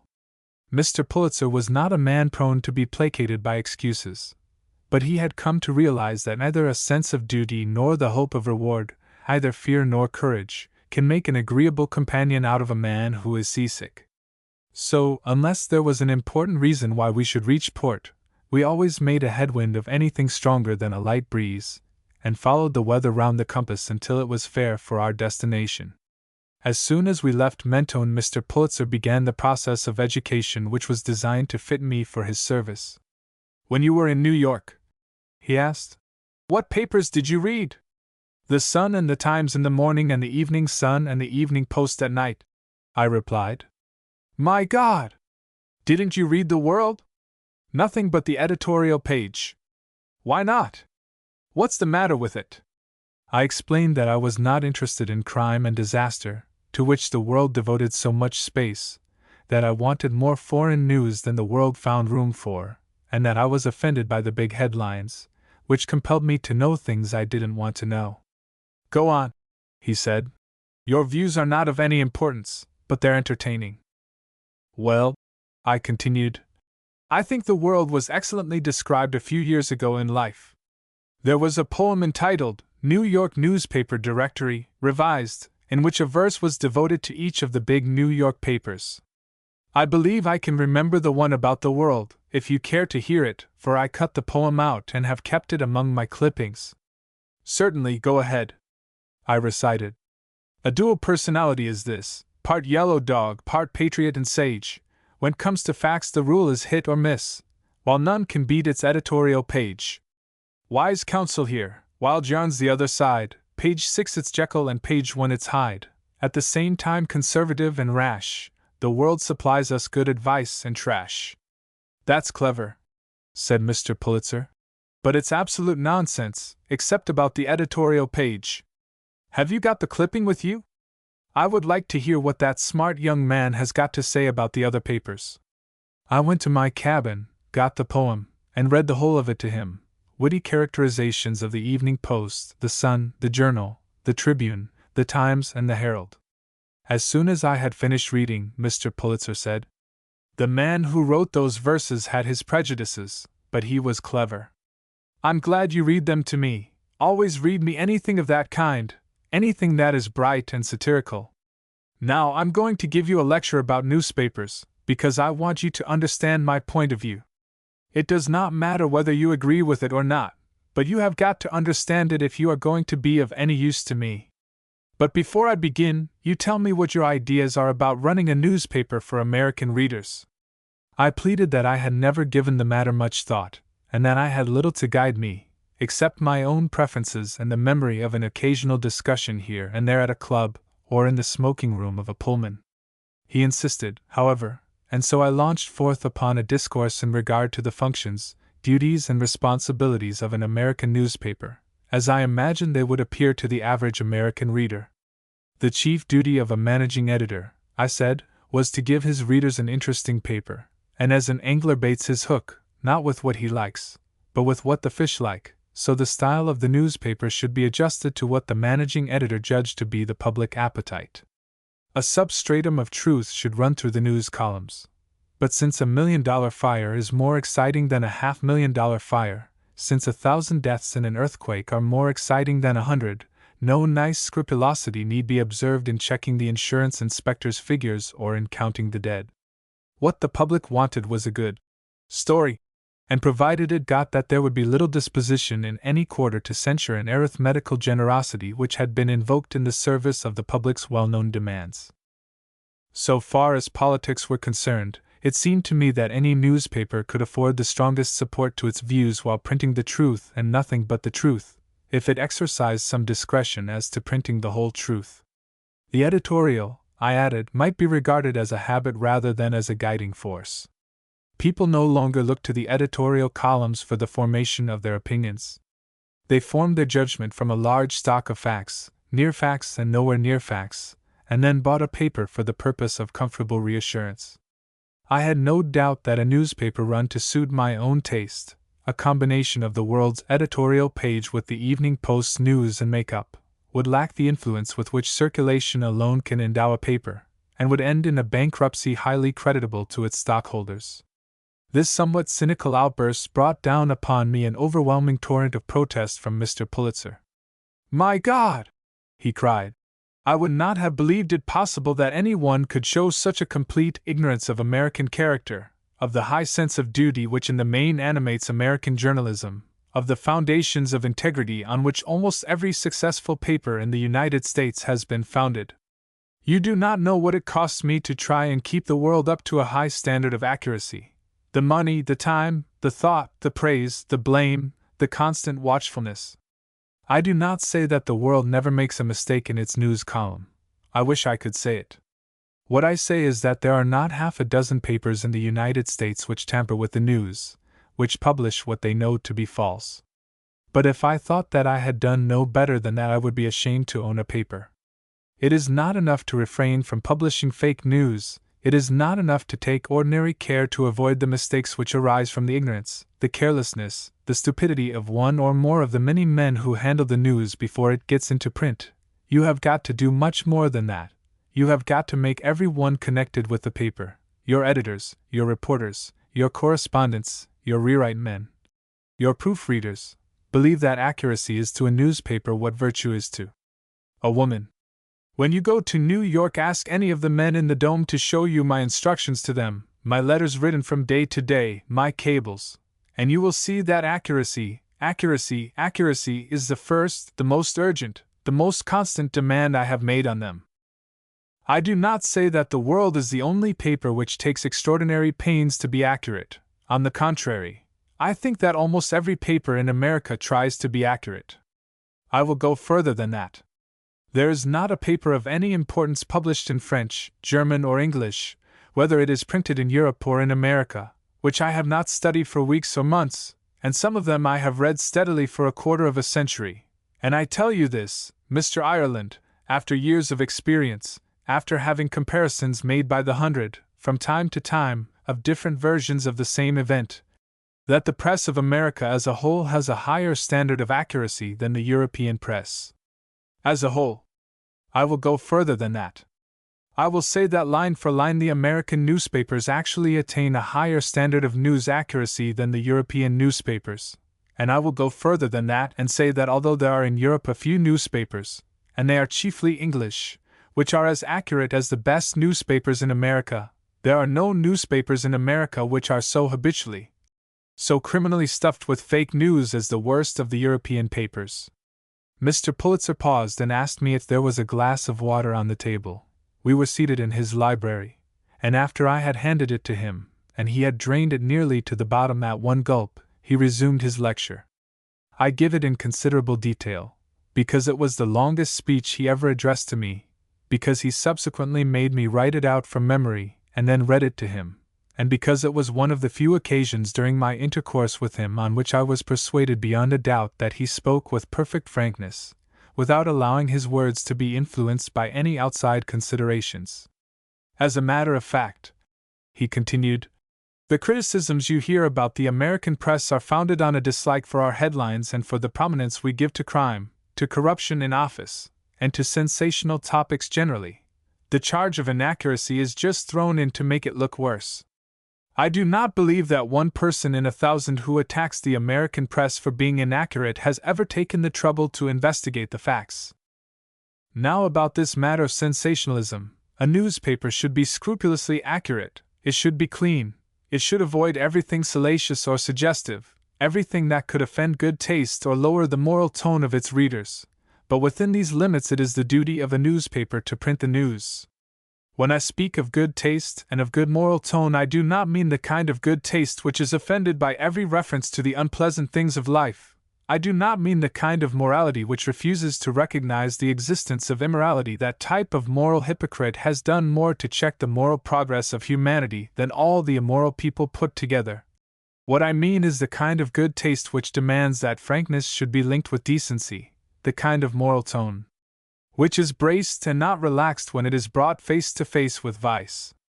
Some people try and make you believe that a newspaper should not devote its space to long and dramatic accounts of murders, railroad wrecks, fires, lynchings, political corruption, embezzlements, frauds, graft, divorces, what you will.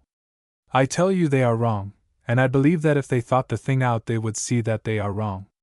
We are a democracy, and there is only one way to get a democracy on its feet in the matter of its individual, its social, its municipal, its state, its national conduct, and that is by keeping the public informed about what is going on. There is not a crime, there is not a dodge, there is not a trick, there is not a swindle, there is not a vice which does not live by secrecy. Get these things out in the open, describe them, attack them, ridicule them in the press, and sooner or later public opinion will sweep them away.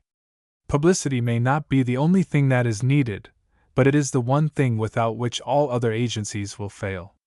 If a newspaper is to be of real service to the public, it must have a big circulation, first because its news and its comment must reach the largest possible number of people, second, because circulation means advertising, and advertising means money, and money means independence. If I caught any man on the world suppressing news because one of our advertisers objected to having it printed, I would dismiss him immediately. I wouldn't care who he was. What a newspaper needs in its news, in its headlines, and on its editorial page is terseness, humor, descriptive power, satire, originality, good literary style, clever condensation, and accuracy, accuracy, accuracy. Mr. Pulitzer made this confession of faith with the warmth generated by an unshakable faith. He spoke, as he always spoke when he was excited, with vigor, emphasis, and ample gesture. When he came to an end and asked for another glass of water, I found nothing to say. It would have been as impertinent of me to agree with him as to differ from him. After all, I had to remember that he had taken over the world when its circulation was less than 15,000 copies a day, that he had been for 30 years and still was its dominating spirit and the final authority on every matter concerning its policy, its style, and its contents, that he had seen its morning circulation go up to well over 350,000 copies a day, that at times he had taken his stand boldly against popular clamor, as when he kept up for months a bitter attack against the American action in the Venezuelan boundary dispute, and at times had incurred the hostility of powerful moneyed interests, as when he forced the Cleveland administration to sell to the public on competitive bids a $50 million bond issue which it had arranged to sell privately to a great banking house at much less than its market value. Before leaving the subject of newspapers, I may describe the method by which Mr. Pulitzer kept in touch with the news and put himself in the position to maintain a critical supervision over the world. An elaborate organization was employed for this purpose. I will explain it as it worked when we were on the yacht, but the system was maintained at all times, whether we were cruising, or were at Cap Martin, at Bar Harbor, at Wiesbaden, or elsewhere, merely a few minor details being changed to meet local conditions. In the Pulitzer Building, Park Row, New York, there were collected each day several copies of each of the morning papers, including The World, and some of the evening papers. These were mailed daily to Mr. Pulitzer according to cabled instructions as to our whereabouts. In addition to this, a gentleman connected with The World, who had long experience of Mr. Pulitzer's requirements, cut from all the New York papers and from a number of other papers from every part of the United States every article that he considered Mr. Pulitzer ought to see, whether because of its subject, its tenor, or its style. These clippings were mailed by the hundred on almost every fast steamer sailing for Europe. In order that there might be the greatest economy of time in reading them, the essential matter in each clipping was marked. So far as the world was concerned, a copy of each issue was sent, with the names of the writers written across each editorial, big news story, or special article. As we went from port to port, we got the principal French, German, Austrian, and Italian papers, and the World Bureau in London kept us supplied with the English dailies and weeklies. Whenever we picked up a batch of American papers, each of the secretaries got a set and immediately began to read it. My own method of reading was adopted after much advice from Mr. Pulitzer and after consultation with the more experienced members of the staff, and I do not suppose it differed materially from that followed by the others. I read the World first, going over the big stories carefully and with enough concentration to give me a very fair idea of the facts. Then I read the articles in the other papers covering the same ground, noting any important differences in the various accounts. This task resolved itself in practice into mastering in considerable detail about half a dozen articles: a political situation, a murder, a railroad wreck, a fire, a strike, an important address by a college president, for example, and getting a clear impression of the treatment of each item in each paper. With this done, and with a few notes scribbled on a card to help my memory, I turned to the editorial pages, reading each editorial with the closest attention, and making more notes.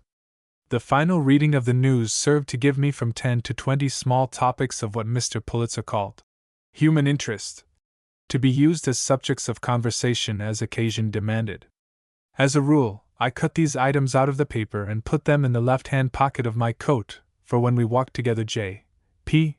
always took my right arm, and my left hand was therefore free to dip into my reservoir of cuttings whenever conversation flagged and I needed a new subject. The cuttings covered every imaginable topic: small cases in the magistrates' courts, eccentric entertainments at Newport, the deaths of centenarians, dinners to visiting authors in New York, accounts of performing animals, infant prodigies, new inventions, additions to the Metropolitan Museum, announcements of new plays, anecdotes about prominent men and women, instances of foolish extravagance among the rich, and so on. Something of the kind was done by each of us, so that when Mr. Pulitzer appeared on deck after breakfast we all had something ready for him. The first man called usually had the easiest time, for Mr. Pulitzer's mind was fresh and keen for news after a night's rest. The men who went to him later in the morning suffered from two disadvantages: one, that they did not know what news or how much of it J.P. had already received; the other, that as the day advanced Mr. Pulitzer often grew tired, and his attention then became difficult to hold.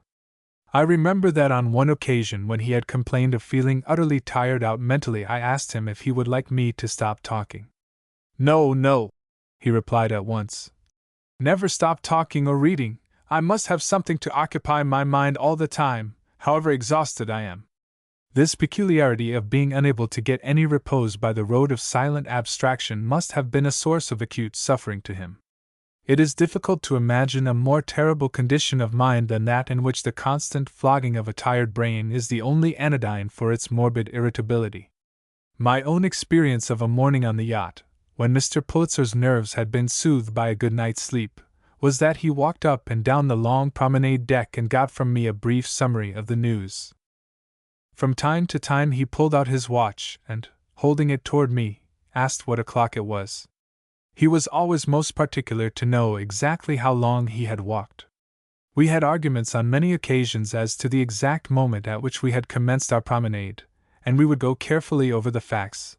Mr. Craven had been walking with him from 9:30 to 10:05, then Dunningham had been in the library with him for 15 minutes, then Mr. Thwaites had walked with him for 10 minutes. Taking notes for a letter to be written to the managing editor of the World. Well, that made it 10:30 when I joined him, but 15 minutes had to be taken out of the hour for the time he'd spent in the library. That made 3/4 of an hour he'd been actually walking. Well, we'd walk for another 15 minutes and round out the hour. Often when the appointed moment came to stop walking, Mr. Pulitzer felt able to go on, and he would then either say frankly, "Let's have 15 minutes more," Or he would achieve the same end by reopening the discussion as to just how long he had walked, and keep on walking until he began to feel tired, when he would say, "I dare say you are quite right. Well, now we will sit down and go over the papers." The question of where Mr. Pulitzer was to sit on deck was not a simple one to decide. He always wanted as much air as he could get, but as he suffered a good deal of pain in his right eye, the one which had been operated on, and as this was either started or made worse by exposure to wind, a spot had to be found which had just the right amount of air current. 5 minutes might show, however, that there was a little too much wind, when we would move to a more sheltered spot, or he might think we'd been too cautious and that he could sit in a breezier spot, or, after we had found the ideal place, the wind might change, and then we had to move again. Settled in a large cane armchair with a leather seat, a heavy rug over his knees if the weather was at all chilly, Mr. Pulitzer took up the serious consideration of the news which had been lightly skimmed over during his walk. An item was selected, and the account in the World was read aloud. Then followed the discussion of it from the standpoint of its presentation in the various papers. On what page was it printed in the World, in what column, how much space did it fill, how much was devoted to headlines, what was the size of the type, was the type varied in parts to give emphasis to the more striking features of the story, what were the crossheads in the body of the article, were any boxes used, if so, what was put in them, what about the illustrations, and so on for each important item in each paper. One of the byproducts of this reading of the papers was a stream of cables, letters and memoranda to various members of the World staff in New York. None of these were ever sent through me, but it was a common thing for J.P. to say, "Have you got your writing pad with you? Just make a note, Indianapolis story excellent, insufficient details lynching, who wrote City Hall story? And give it to Thwaites and tell him to remind me of it this afternoon." Mr. Pulitzer would take the matter up with Thwaites, and would send such praise, blame, reward, criticism, or suggestion as the occasion demanded. From time to time I was called upon to make a report on the day's papers, a task which usually fell to some more experienced member of the staff. My reports always covered the Sunday issues. They included an analysis of the Sun, the Herald, the American, the Times, the Tribune, and the World, showing the number of columns of advertising, of news, and of special articles, a classification of the telegrams according to geographical distribution, how much from France, from Germany, from England, from the Western States, from the Southern States, and so on. A classification of the special articles on the basis of their topics: medicine, sport, fashions, humor, adventure, children's interests, women's interests.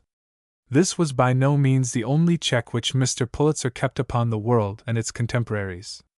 He received regularly from New York a statistical return showing, for the World and its two principal competitors, the monthly and yearly figures for circulation and advertising, and the advertising return showed not only the amount of space occupied by advertising in each paper, but also the number of advertisements each month under various heads, such as display advertising, want ads, real estate, dry goods, amusements, hotels, transportation, to let ads, summer resorts, and whatever other classes of advertising might appear. Whatever Mr. Pulitzer wished to do in the way of business, whether it concerned the direction of the policy of the World, or the dictating of an editorial, or the handling of correspondence, was almost always done in the morning, and by lunchtime he was ready to turn his attention to something light or amusing, or to serious subjects not connected with current events. Mr. Pulitzer generally lunched and dined with the staff in the dining saloon, unless he felt more than usually ill or nervous, when he had his meals served in the library, one or at most two of us keeping him company. When he sat with us he occupied the head of the table. At his side stood the butler, who never attended to anyone but his master. A stranger at the table, if he were not actually sitting next to J.P., might very well have failed to notice that his host was blind, so far as any indication of blindness was afforded by the way he ate. His food was, of course, cut up at a side table, but it was placed before him on an ordinary plate, without any raised edge or other device to save it from being pushed on to the tablecloth. As soon as he was seated, J.P. put his fingers lightly on the table in front of him and fixed the exact position of his plate, fork, spoon, water glass, and wine glass. While he was doing this, he generally spoke a few words to one or another of us, and as he always turned his face in the direction of the person he was addressing, the delicate movements of his hands, even if they were observed, were only those of a man with his sight under similar circumstances. Sitting next to him, however, his blindness soon became apparent. As he began to eat, he simply impaled each portion of food on his fork, but after he had got halfway through a course and the remaining morsels were scattered here and there on his plate, he explored the surface with the utmost niceness of touch until he felt a slight resistance. He had then located a morsel, but in order that he might avoid an accident in transferring it to his mouth, he felt the object carefully all over with almost imperceptible touches of his fork, and, having found the thickest or firmest part of it, secured it safely. At times, if he became particularly interested in the conversation, he put his fork down, and when he picked it up again he was in difficulties for a moment or two, having lost track of the food remaining on his plate. On these occasions the ever-watchful butler would either place the food with a fork in the track of J.P.'s systematic exploration, or guide Mr. Pulitzer's hand to the right spot. Like many people in broken health, Mr. Pulitzer had a very variable appetite. Sometimes nothing could tempt his palate, sometimes he ate voraciously, but at all times the greatest care had to be exercised in regard to his diet. Not only did he suffer constantly from acute dyspepsia, but also from diabetes, which varied in sympathy with his general state of health. He took very little alcohol, and that only in the form of light wines, such as claret or hock, seldom more than a single small glass at lunch and at dinner. Whenever he found a vintage which specially appealed to him, he would tell the butler to send a case or two to some old friend in America, to some member of his family, or to one of the staff of the World. After lunch, Mr. Pulitzer always retired to his cabin for a siesta. I use the word siesta, but as a matter of fact it is quite inadequate to describe the peculiar function for which I have chosen it as a label. What took place on these occasions was this: Mr. Pulitzer lay down on his bed, sometimes in pajamas, but more often with only his coat and boots removed, and one of the secretaries, usually the German secretary, sat down in an armchair at the bedside with a pile of books at his elbow. At a word from Mr. Pulitzer, the secretary began to read in a clear, incisive voice some historical work, novel, or play. After a few minutes Mr. Pulitzer would say, "Softly," and the secretary's voice was lowered until, though it was still audible, it assumed a monotonous and soothing quality. After a while the order came, "Quite softly." At this point the reader ceased to form his words and commenced to murmur indistinctly, giving an effect such as might be produced by a person reading aloud in an adjoining room, but with the connecting door closed. If, after 10 minutes of this murmuring, J.P. remained motionless, it was to be assumed that he was asleep, and the secretary's duty was to go on murmuring until Mr. Pulitzer awoke and told him to stop or to commence actual reading again.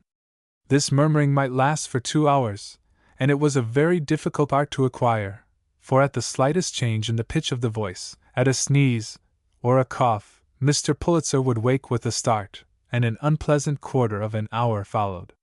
This murmuring was not, however, without its consolations to the murmurer, for as soon as the actual reading stopped he could take up a novel or magazine and, leaving his vocal organs to carry on the work, concentrate his mind upon the preparation of material against some future session. The siesta over, the afternoon was taken up with much the same kind of work as had filled the morning. By 6 o'clock Mr. Pulitzer was ready to sit in the library for an hour before he dressed for dinner. This time was generally devoted to novels, plays, and light literature of various kinds. J.P. often assured me that no man had ever been able to read a novel or a play to him satisfactorily without having first gone over it carefully at least twice, and on more than one occasion I was furnished with very good evidence that even this double preparation was not always a guarantee of success. There appeared to be 2 ways of getting Mr. Pulitzer interested in a novel or play. One, and this, I believe, was the most successful, was to draw a striking picture of the scene where the climax is reached, the wife crouching in the corner, the husband revolver in hand, the tertium quid calmly offering to read the documents which prove that he and not the gentleman with the revolver is really the husband of the lady, and then to go back to the beginning and explain how it all came about.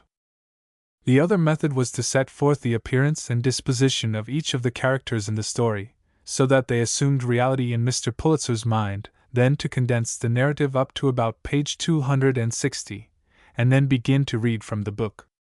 If in the course of the next 3 minutes you were not asked in a tone of utter weariness, "My God! Is there much more of this?" there was a reasonable chance that you might be allowed to read from the print a fifth, or possibly a fourth of what you had not summarized. Dinner on the yacht passed in much the same way as lunch, except that serious subjects, and especially politics, were taboo. The meal hours were really the most trying experiences of the day. Each of us went to the table with several topics of conversation carefully prepared, with our pockets full of newspaper cuttings, notes, and even small reference books for dates and biographies. But there was seldom any conversation in the proper sense, that is to say, we were hardly ever able to start a subject going and pass it from one to the other with a running comment or amplification, partly because any expression of opinion, except when he, J.P., asked for it, usually bored him to extinction, and partly because the first statement of any striking fact generally inspired Mr. Pulitzer to undertake a searching cross-examination of the speaker into every detail of the matter brought forward, and in regard to every ramification of the subject. I may relate an amusing instance of this. A gentleman who had been on the staff, but had been absent through illness, joined us at Mentone for a cruise in the eastern Mediterranean. At dinner the first night out he incautiously mentioned that during the 2 months of his convalescence he had taken the opportunity of reading the whole of Shakespeare's plays. Too late he realized his mistake.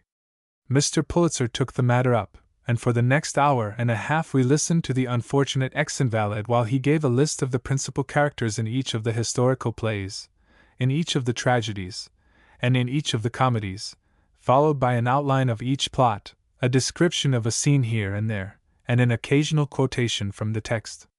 At the end of this heroic exploit, which was helped out now and then by a note from one of the rest of us, scribbled hastily on a card and handed silently to the victim, Mr. Pulitzer merely said, "Well, go on, didn't you read the sonnets?" But this was too much for our gravity, and in a ripple of laughter the sitting was brought to a close. The trouble with the meals, however, was not only that we were all kept at a very high strain of alertness and attention, singularly inconducive to the enjoyment of food or to the sober business of digestion, but that they were of such interminable length. The plain fact was that by utilizing almost every moment between 8 o'clock in the morning and 9 o'clock at night we could fortify ourselves with enough material to fill in the hour or two spent with Mr. Pulitzer, hours during which we had to supply an incessant stream of information, or run through a carefully condensed novel or play. Under such circumstances an hour for lunch or dinner had to be accepted as an unfortunate necessity, but when it came, as it often did, to an hour and a half or 2 hours, the encroachment on our time became a serious matter. At about 9 o'clock Mr. Pulitzer went to the library. One of the secretaries accompanied him and read aloud until, on the stroke of 10, Dunningham came and announced that it was bedtime. An extraordinary, and in some respects a most annoying feature of this final task of the day, viewed from the secretary's standpoint, was that from 9 to 10, almost without cessation, Mr. Mann, the German secretary, played the piano in the dining saloon, the doors communicating with the library being left open.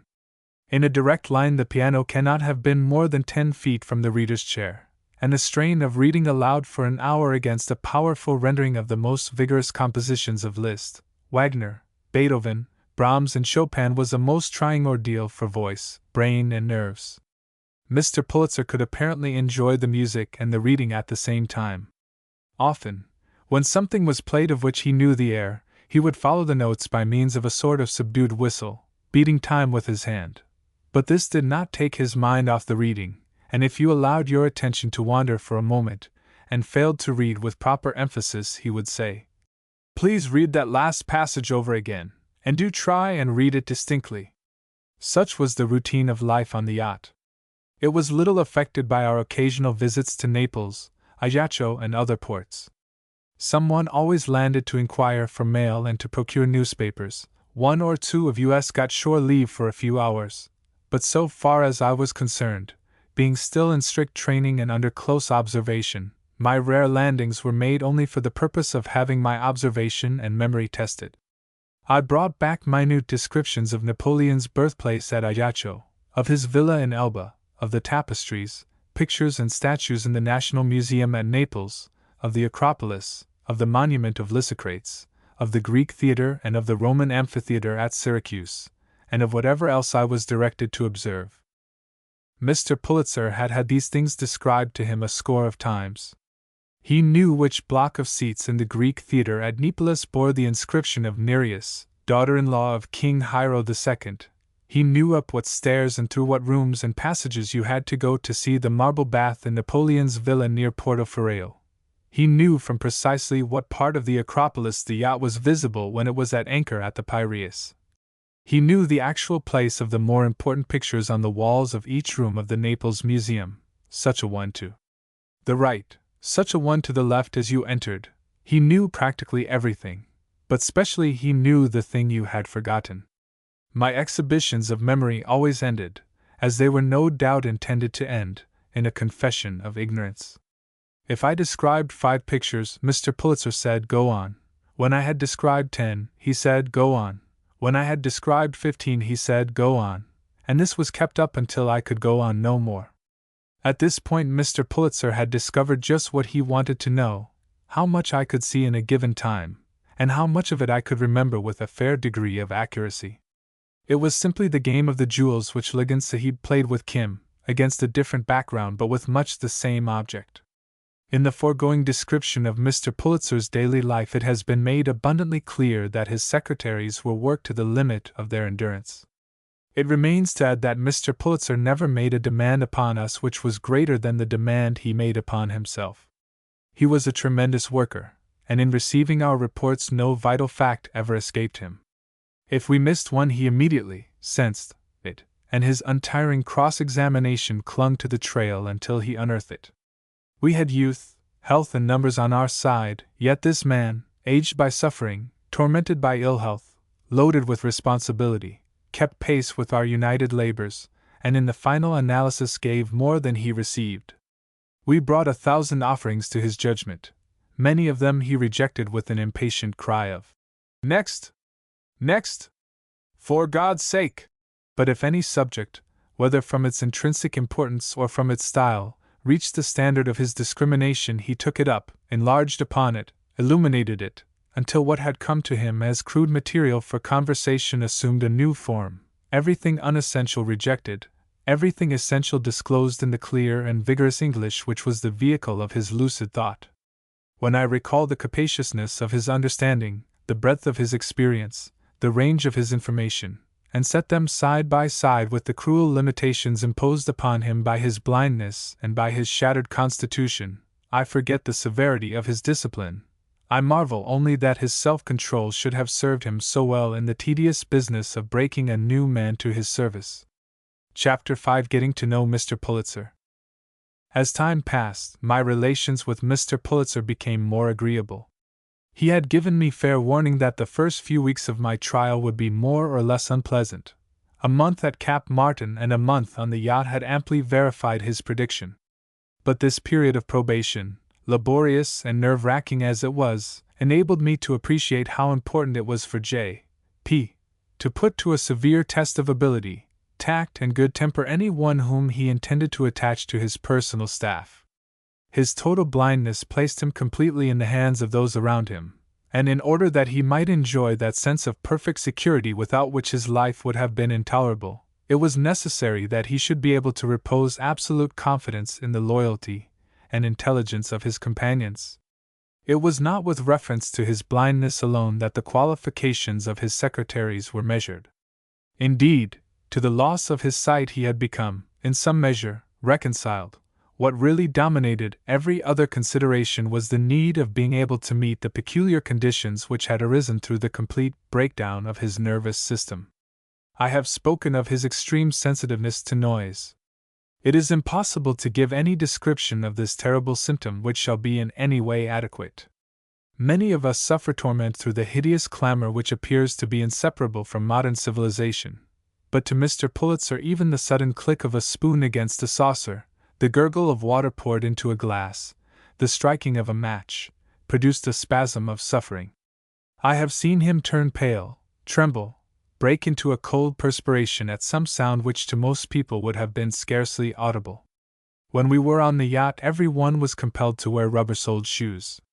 When Mr. Pulitzer was asleep, that portion of the deck which was over his bedroom was roped off so that no one could walk over his head, and each door which gave access to the rooms above his cabin was provided with a brass plate on which was cut the legend, "This door must not be opened when Mr. Pulitzer is asleep." With every resource at his command which ingenuity could suggest and money procure, the one great unsolved problem of his later years was to obtain absolute quietness at all times. At his magnificent house in New York, at his beautiful country home at Bar Harbor, he had spent tens of thousands of dollars in a vain effort to procure the one luxury which he prized above all others. On the yacht the conditions in this respect were as nearly perfect as possible, but some noise was inseparable from the ship's work, letting go the anchor, heaving it up again, blowing the foghorn, and so on, though most of the ordinary noises had been eliminated. As an instance of the constant care which was taken to save Mr. Pulitzer from noise, I remember that for some days almonds were served with our dessert at dinner, but that they suddenly ceased to form part of our menu. Being fond of almonds, I asked the chief steward why they had stopped serving them. After a little hesitation, he said that it had been done at the suggestion of the butler, who had noticed that I broke the almonds in half before I ate them, and that the noise made by their snapping was very disagreeable to Mr. Pulitzer. With the best intentions in the world, our meals were now and then disturbed by noise. A knife suddenly slipped with a loud click against a plate, a waiter dropped a spoon on a silver tray, or someone knocked over a glass. We were all in such a state of nervous tension that whenever one of these little accidents occurred we jumped in our chairs as though a pistol had been fired, and looked at J.P. with horrified expectancy. There could be no doubt whatever as to the effect these noises had upon him. He winced as a dog winces when you crack a whip over him. The only question was whether by a powerful effort he could regain his composure, or whether his suffering would overcome his self-restraint to the extent of making him gloomy or querulous during the rest of the meal. The effect by no means ceased when we rose from table. If by bad luck 2 or 3 noises occurred at dinner, and our excessive anxiety in the matter was sometimes our undoing, Mr. Pulitzer was so upset that he would pass a sleepless night. This in its turn meant a day during which his tortured body made itself master of his mind, and plunged him into a state of profound dejection. Like most people who suffer acutely from noise, Mr. Pulitzer was very differently affected by different kinds of noise. To any noise which was necessary, such as that caused by letting go the anchor, he could make himself indifferent, but very few noises were included in this category. What caused him the most acute suffering was a noise which, while it inflicted pain upon him, either gave pleasure to any one else nor achieved a useful purpose. Loud talking, whistling, slamming doors, carelessness in handling things, the barking of dogs, the kick of motorboats, these were the noises which made his existence miserable. At the back of his physical reaction was a mental reaction which intensified every shock to his nerves. He complained, and with justice, that, leaving out of consideration an occasional noise which was purely the result of accident, his life was made a burden by the utter indifference of the majority of human beings to the rights of others. What right, he asked, had anyone to run a motor boat with a machine so noisy that it destroyed the peace of a whole harbor? Above all, what right had such a person to come miles out to sea and cruise around the yacht, merely to gratify idle curiosity? He applied the same test to people who shout at one another in the streets, who whistle at the top of their lungs, or leave doors to slam in the faces of those behind them. His resentment against these practices was made the more bitter by the knowledge that he was absolutely helpless in the matter whenever he came within hearing distance of an ill-bred person. There was yet another element in this which added to his misery. He said to me once, when we had been driven off the Plage at Mentone by 2 American tourists of the worst type, who at 100 yards distance from each other were yelling their views as to which hotel they proposed to meet at for lunch. I can never forget that when I was a young man in the full vigor of my health I used to regard other people's complaints about noise as being merely an affectation. I would even make a noise deliberately in order to annoy any one who forced the absurd pretense upon my notice. Well, Mr. Ireland, I swear my punishment has been heavy enough. To revert, however, to Mr. Pulitzer's dependence on those around him, it must be remembered that nothing could reach him except through the medium of speech. The state of his bank account, the condition of his investments, the reports about the world, his business correspondence, the daily news in which he was so deeply interested, everything upon which he based his relation with the affairs of life he had to accept at second hand. It might be supposed that under these circumstances Mr. Pulitzer was easily deceived, that when there was no evil intention, for instance, but simply a desire to spare him annoyance, the exercise of a little ingenuity could shield him from anything likely to wound his feelings or excite his anger. As a matter of fact, I have never known a man upon whom it would not have been easier to practice a deception.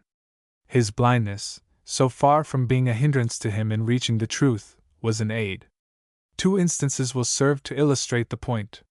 Suppose that I found in the morning paper an article which I thought would stir J.P. up and spoil his day. When I was called to read to him, I had no means of knowing whether the man whom I replaced had taken the same view as myself and had skipped the article, or whether he had, deliberately or inadvertently, read it to him. The same argument applied to the man who was to follow me. If I read the article to him, I might find out later that my predecessor had omitted it, or, if I omitted it, that my successor had read it. In either event, one of us would be in the wrong, and it was impossible to tell in advance whether the man who read it would be blamed for lack of discretion or praised for his good judgment, as everything depended upon the exact mood in which Mr. Pulitzer happened to be. It was an awkward dilemma for the secretary, for, if he did not read it, and another man did, Mr. Pulitzer might very well interpret the first man's caution as an effort to hoodwink him, or the second man's boldness as an exhibition of indifference to his feelings, or, what was more likely still, fasten one fault upon one man and the other upon the other. The same problem presented itself from a different direction. Often Mr. Pulitzer would take out of his pocket a bundle of papers, newspaper clippings, letters, statistical reports, and memoranda of various kinds. Handing them to his companion, he would say, "Look through these and see if there is a letter with the London postmark, and a sheet of blue paper with some figures on it." You could never tell what was behind these inquiries. Sometimes he was content to know that the papers were there, sometimes he asked you to read them, and as he might very well have them read to him by several people during the day, he had a perfect check on all printed or written matter once it was in his hands. In addition to all this, his exquisite sense of hearing enabled him to detect the slightest variation in your tone of voice. If you hesitated or betrayed the least uneasiness, his suspicions were at once aroused, and he took steps to verify from other sources any statement you made under such circumstances. It will be readily understood that with his keen and analytic mind, Mr. Pulitzer very soon discovered exactly what kind of work was best suited to the capacities of each of his secretaries.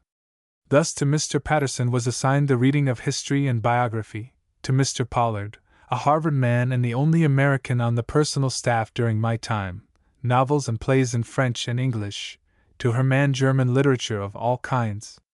Thwaites was chiefly occupied with Mr. Pulitzer's correspondence, and Craven with the yacht accounts, though they, as well as myself, had roving commissions covering the periodical literature of France, Germany, England, and America. This division of our reading was by no means rigid. It represented Mr. Pulitzer's view of our respective spheres of greatest utility, but it was often disturbed by one or another of us going on sick leave or falling a victim to the weather when we were at sea.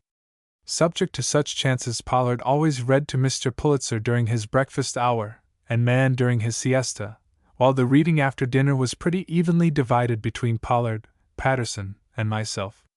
If Mr. Pulitzer once got it into his head that a particular man was better than anyone else for a particular class of work, nothing could reconcile him to that man's absence when such work was to be done.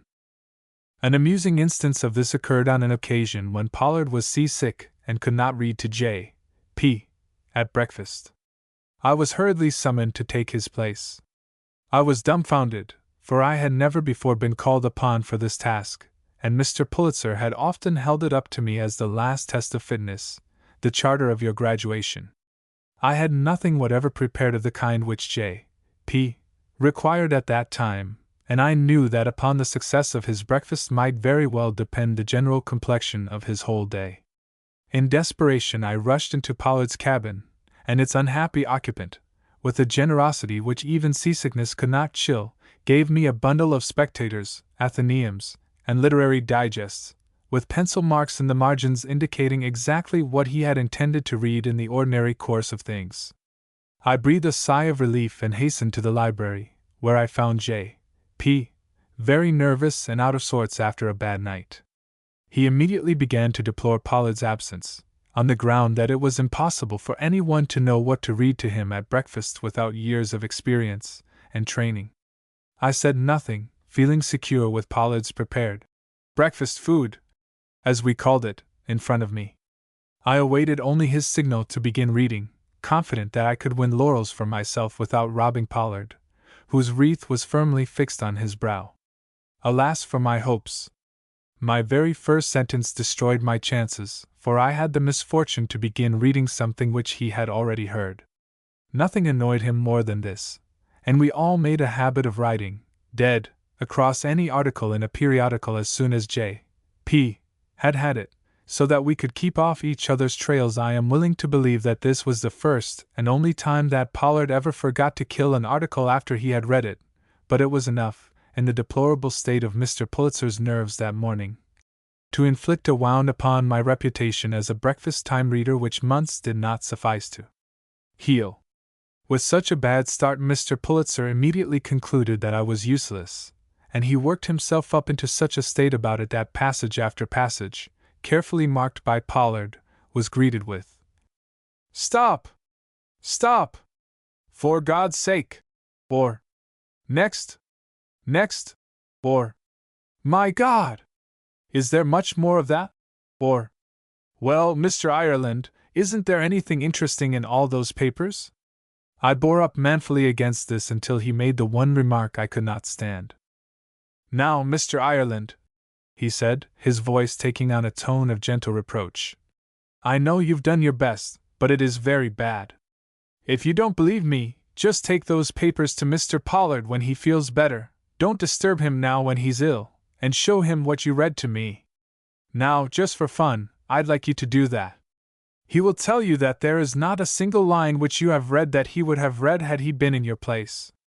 I hope I haven't been too severe with you, but I hold up my hands and swear that Mr. Pollard wouldn't have read me a line of that rubbish."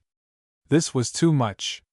Carefully controlling my voice so that no trace of malice should be detected in it, I replied, "I took these papers off Mr. Pollard's table a moment before I came to you, and the parts one have read are the parts he had marked, with the intention of reading them to you himself. I thought I had J.P. cornered. It was before I learned that there was no such thing as cornering J.P. Leaning toward me, and putting a hand on my shoulder, he said, "Now, boy, don't be put out about this. I do believe, honestly, that you did your best, but you should not make excuses. When you are wrong, admit it, and try and benefit by my advice. You will find a very natural explanation of your mistake. Perhaps the passages Mr. Pollard marked were the ones he did not intend to read to me, or perhaps you took the wrong set of papers. Some perfectly natural explanation, I am sure." That night at dinner, when I was still smarting under the sense of injustice born of my morning's experience, J.P. gave me an opening which I could not allow to pass unused. Turning to me during a pause in the conversation, he asked, "And what have you been doing this afternoon, Mr. Ireland?" A happy inspiration flashed across my mind, and I replied, "I've been making a rough draft of a play, sir." "Well, my God! I didn't know you wrote plays." "Very seldom, at any rate, but I had an idea this morning that I couldn't resist." "What is it to be called?" inquired J.P. "The Importance of Being Pollard," I answered, whereupon J.P. and everyone else at the table had a good laugh. They had all been through a breakfast with J.P. when Pollard was away, and could sympathize with my feelings. Mr. Pulitzer was very sensible of the difficulties which lay in everybody's path at the times when lack of sleep or a prolonged attack of pain had made him excessively irritable, and when he had recovered from one of these periods of strain, and was conscious of having been rough in his manner, he often took occasion to make amends. Sometimes he would do this when we were at table, adopting a humorous tone as he said, "I'm afraid so-and-so will never forgive me for the way I treated him this afternoon, but I want to say that he really read me an excellent story and read it very well, and that I am grateful to him. I was feeling wretchedly ill and had a frightful headache, and if I said anything that hurt his feelings I apologize." Once, during my weeks of probation when J.P.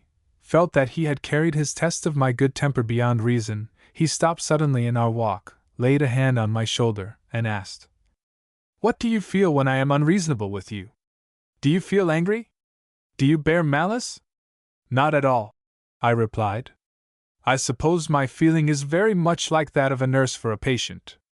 I realize that you are suffering and that you are not to be held responsible for what you do at such times." "I thank you for that, Mr. Ireland," he replied. "You never said anything which pleased me more.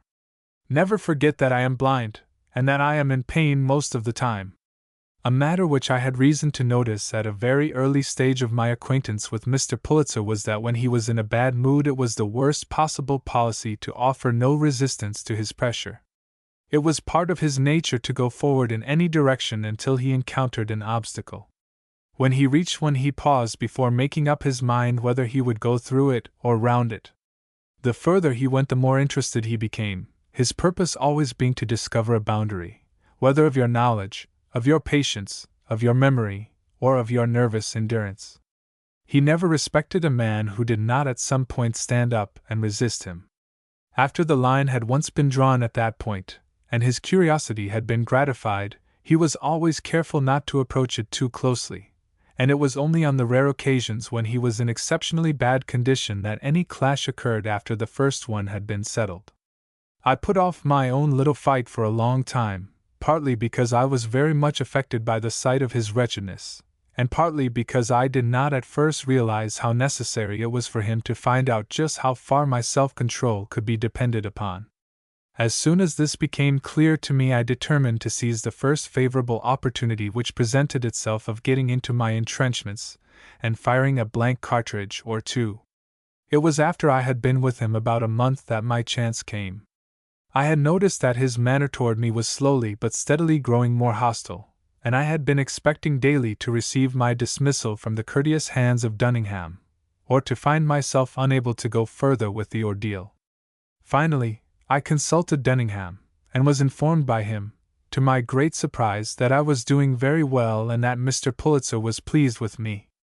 This information cleared the ground in front of me, and that afternoon when I was called to walk with Mr. Pulitzer I decided to put out a danger signal if I was hard-pressed. Everything favored such a course. J.P. had enjoyed a good siesta and was feeling unusually well. If, therefore, he was very disagreeable I would know that it was from design and not from an attack of nerves. Furthermore, he selected a subject of conversation in regard to which I was as well, if not better, informed than he was, a question relating to British colonial policy. The moment I began to speak I saw that his object was to drive me to the wall. He flatly contradicted me again and again, insinuated that I had never met certain statesmen whose words I repeated, and finally, after I had concluded my arguments in support of the view I was advancing, he said in an angry tone, assumed for the occasion, of course, "Mr. Ireland, I am really distressed that we should have had this discussion. I had hoped that, with years of training and advice, I might have been able to make something out of you, but any man who could seriously hold the opinion you have expressed, and could attempt to justify it with the mass of inaccuracies and absurdities that you have given me, is simply a damned fool." "I am sorry you said that, Mr. Pulitzer," I replied in a very serious voice. "Why, for God's sake, you don't mind my calling you a damned fool, do you?" "Not in the least, sir. But when you call me a damned fool you shatter an ideal I held about you." "What's that? An ideal about me? What do you mean?" "Well, sir, years before I met you I had heard that if there was one thing above all others which distinguished you from all other journalists it was that you had the keenest nose for news of any man living." "What has that to do with my calling you a damned fool?" "Simply this, that the fact that I'm a damned fool hasn't been news to me any time during the past 20 years.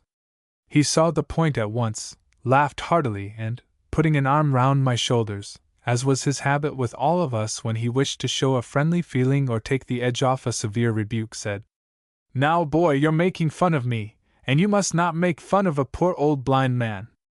Now then, I take it all back. I shouldn't have called you a damned fool." It was from this moment that my relations with Mr. Pulitzer began to improve. A few days after the incident which I have just related, we dropped anchor in the Bay of Naples, and Mr. Pulitzer announced his intention of sailing for New York by a White Star boat the following afternoon. He asked me to go with him, and I accepted this invitation as the sign that my period of probation was over. Everything was prepared for our departure. Dunningham worked indefatigably. He went aboard the White Star boat, arranged for the accommodation of our party, had partitions knocked down so that Mr. Pulitzer could have a private dining room and a library, and convoyed aboard 20 or 30 trunks and cases containing books, mineral waters, wines, cigars, fruit, special articles of diet, clothes, fur coats, rugs, etc. for J.P. We all packed our belongings, telegraphed to our friends, sent ashore for the latest issues of the magazines, and sat around in deck chairs waiting for the word to follow our things aboard the liner. After half an hour of suspense, Dunningham came out of the library, where he had been in consultation with J.P., and as he advanced toward us we rose and made our way to the gangway, where one of the launches was swinging to her painter. Dunningham, smiling and imperturbable as ever, raised his hand and said, "No, gentlemen, Mr. Pulitzer has changed his mind. We are not going to America. We remain on the yacht and sail this afternoon for Athens." He disappeared over the side, and an hour or two later returned with the chef and the butler and one of the saloon stewards, who had gone aboard the liner to make things ready, and some tons of baggage. We sailed just as the White Star boat cleared the end of the mole. When she passed us, within 100 yards, she dipped her flag. I was walking with Mr. Pulitzer at the time and mentioned the exchange of salutes. He was silent for a few minutes. Then he asked, "Has she passed us?" "Yes," I replied. "She's half a mile ahead of us now. Have you got your pad with you? Just make a note to ask Thwaites to cable to New York from the next port we call at, and tell someone to send 200 of the best Havana cigars to the captain. That man has some sense. Most captains would have blown their damned whistle when they dipped their flag. Have a note written to the captain telling him that I appreciated his consideration." Our voyage to Athens and thence, through the Corinth Canal, back to Mentone, was free from incident. J.P. discussed the possibility of going to Constantinople or to Venice, but our cabled inquiries about the weather brought discouraging replies describing an unusually cold season, and these projects were abandoned.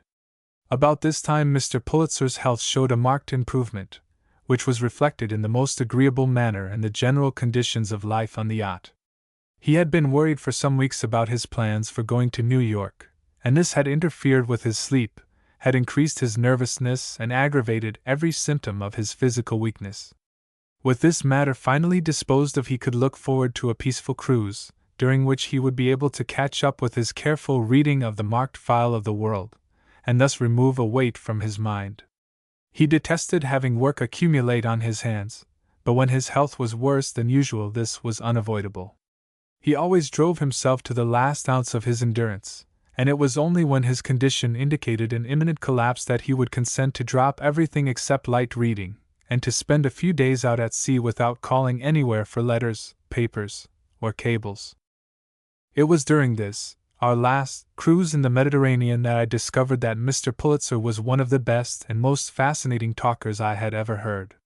Once in a while, when he was feeling cheerful after a good night's rest and a pleasant day's reading, he monopolized the conversation at lunch or dinner. He was generally more willing to talk when we took our meals at a large round table on deck, for he loved the sea breeze and was soothed by it. When he talked he simply compelled your attention. I often felt that, if he had not made his career otherwise, he might have been one of the world's greatest actors, or one of its most popular orators. In flexibility of tone, in variety of gesture, in the change of his facial expression, he was the peer of anyone I have seen on the stage. To an extraordinary flow of language he added a range of information and a vividness of expression truly astonishing. His favorite themes were politics and the lives of great men. To his monologues on the former subject he brought a ripe wisdom, based upon the most extensive reading and the shrewdest observation, and quickened by the keenest enthusiasm. He was by no means a political bigot, and there was not a political experiment, from the democracy of the Greeks to the referendum in Switzerland, with the details of which he was not perfectly familiar. Although he was a convinced believer in the republican form of government, having, as he expressed it, no use for the king business, he was fully alive to the peculiar dangers and difficulties with which modern progress has confronted popular institutions. When the publication of some work like Rosebery's Chatham or Montapenny's Disraeli afforded an occasion, Mr. Pulitzer would spend an hour before we left the table in giving us a picture of some exciting crisis in English politics, the highlights picked out in pregnant phrases of characterization, in brilliant epitome of the facts, in spontaneous epigram, and illustrative anecdote.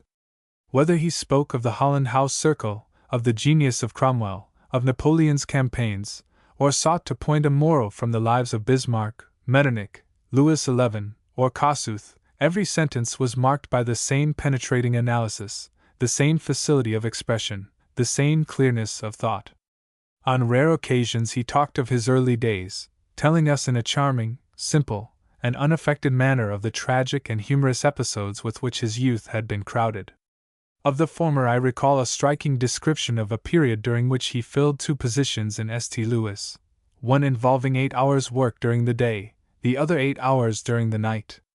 4 of the remaining 8 were devoted to studying English. His first connection with journalism arose out of an experience which he related with a wealth of detail, which showed how deeply it had been burned into his memory. When he arrived in St. Louis, he soon found himself at the end of his resources, and was faced with the absolute impossibility of securing work in that city. In company with 40 other men, he applied at the office of a general agent who had advertised for hands to go down the Mississippi and take up well-paid posts on a Louisiana sugar plantation. The agent demanded a fee of $5 from each applicant, and by pooling their resources, the members of this wretched band managed to meet the charge. The same night they were taken on board a steamer which immediately started downriver. At 3 o'clock in the morning they were landed on the river bank about 40 miles below St. Louis, at a spot where there was neither house, road, nor clearing. Before the marooned party had time to realize its plight, the steamer had disappeared. A council of war was held, and it was decided that they should tramp back to St. Louis, and put a summary termination to the agent's career by storming his office and murdering him. Whether or not this reckless program would have been carried out it is impossible to say, for when, 3 days later, the ragged army arrived in the city, worn out with fatigue and half dead from hunger, the agent had decamped. A reporter happened to pick up the story, and by mere chance met Pulitzer and induced him to write out in German the tale of his experiences. This account created such an impression on the mind of the editor through whose hands it passed that Pulitzer was offered, and accepted, with the greatest misgivings, as he solemnly assured us, a position as reporter on the Westlich Post. The event proved that there had been no grounds for J.P.'s modest doubts. After he had been some time on the paper, things went so badly that 2 reporters had to be got rid of. The editor kept Pulitzer on the staff, because he felt that if anyone was destined to force him out of the editorial chair it was not a young, uneducated foreigner, who could hardly mumble half a dozen words of English. The editor was mistaken. Within a few years J.P. not only supplanted him but became half-proprietor of the paper. Another interesting anecdote of his early days, which he told with great relish, related to his experience as a fireman on a Mississippi ferryboat. His limited knowledge of English was regarded by the captain as a personal affront, and that fire-eating old-timer made it his particular business to let young Pulitzer feel the weight of his authority. At last the overwork and the constant bullying drove J.P. into revolt, and he left the boat after a violent quarrel with the captain. Whenever J.P. reached this point in the story, and I heard him tell it several times, his face lighted up with amusement, and he had to stop until he had enjoyed a good laugh. "Well, my God!" he would conclude. About 2 years later, when I had learned English and studied some law and been made a notary public, this very same captain walked into my office in St. Louis one day to have some documents sealed. As soon as he saw me, he stopped short, as if he had seen a ghost, and said, "Say, ain't you the damned cuss that I fired off my boat?" I told him yes, I was. He was the most surprised man I ever saw, but after he had sworn himself hoarse, he faced the facts and gave me his business. Mr. Pulitzer always declared that the proudest day of his life, the occasion on which his vanity was most tickled, was when he was elected to the Missouri legislature. Things were evidently run in a rather happy-go-lucky fashion in those early days, since, as he admitted with a reminiscent smile, he was absolutely disqualified for election, being neither an American citizen nor of age. Mr. Pulitzer's anecdotes about himself always ended in one way.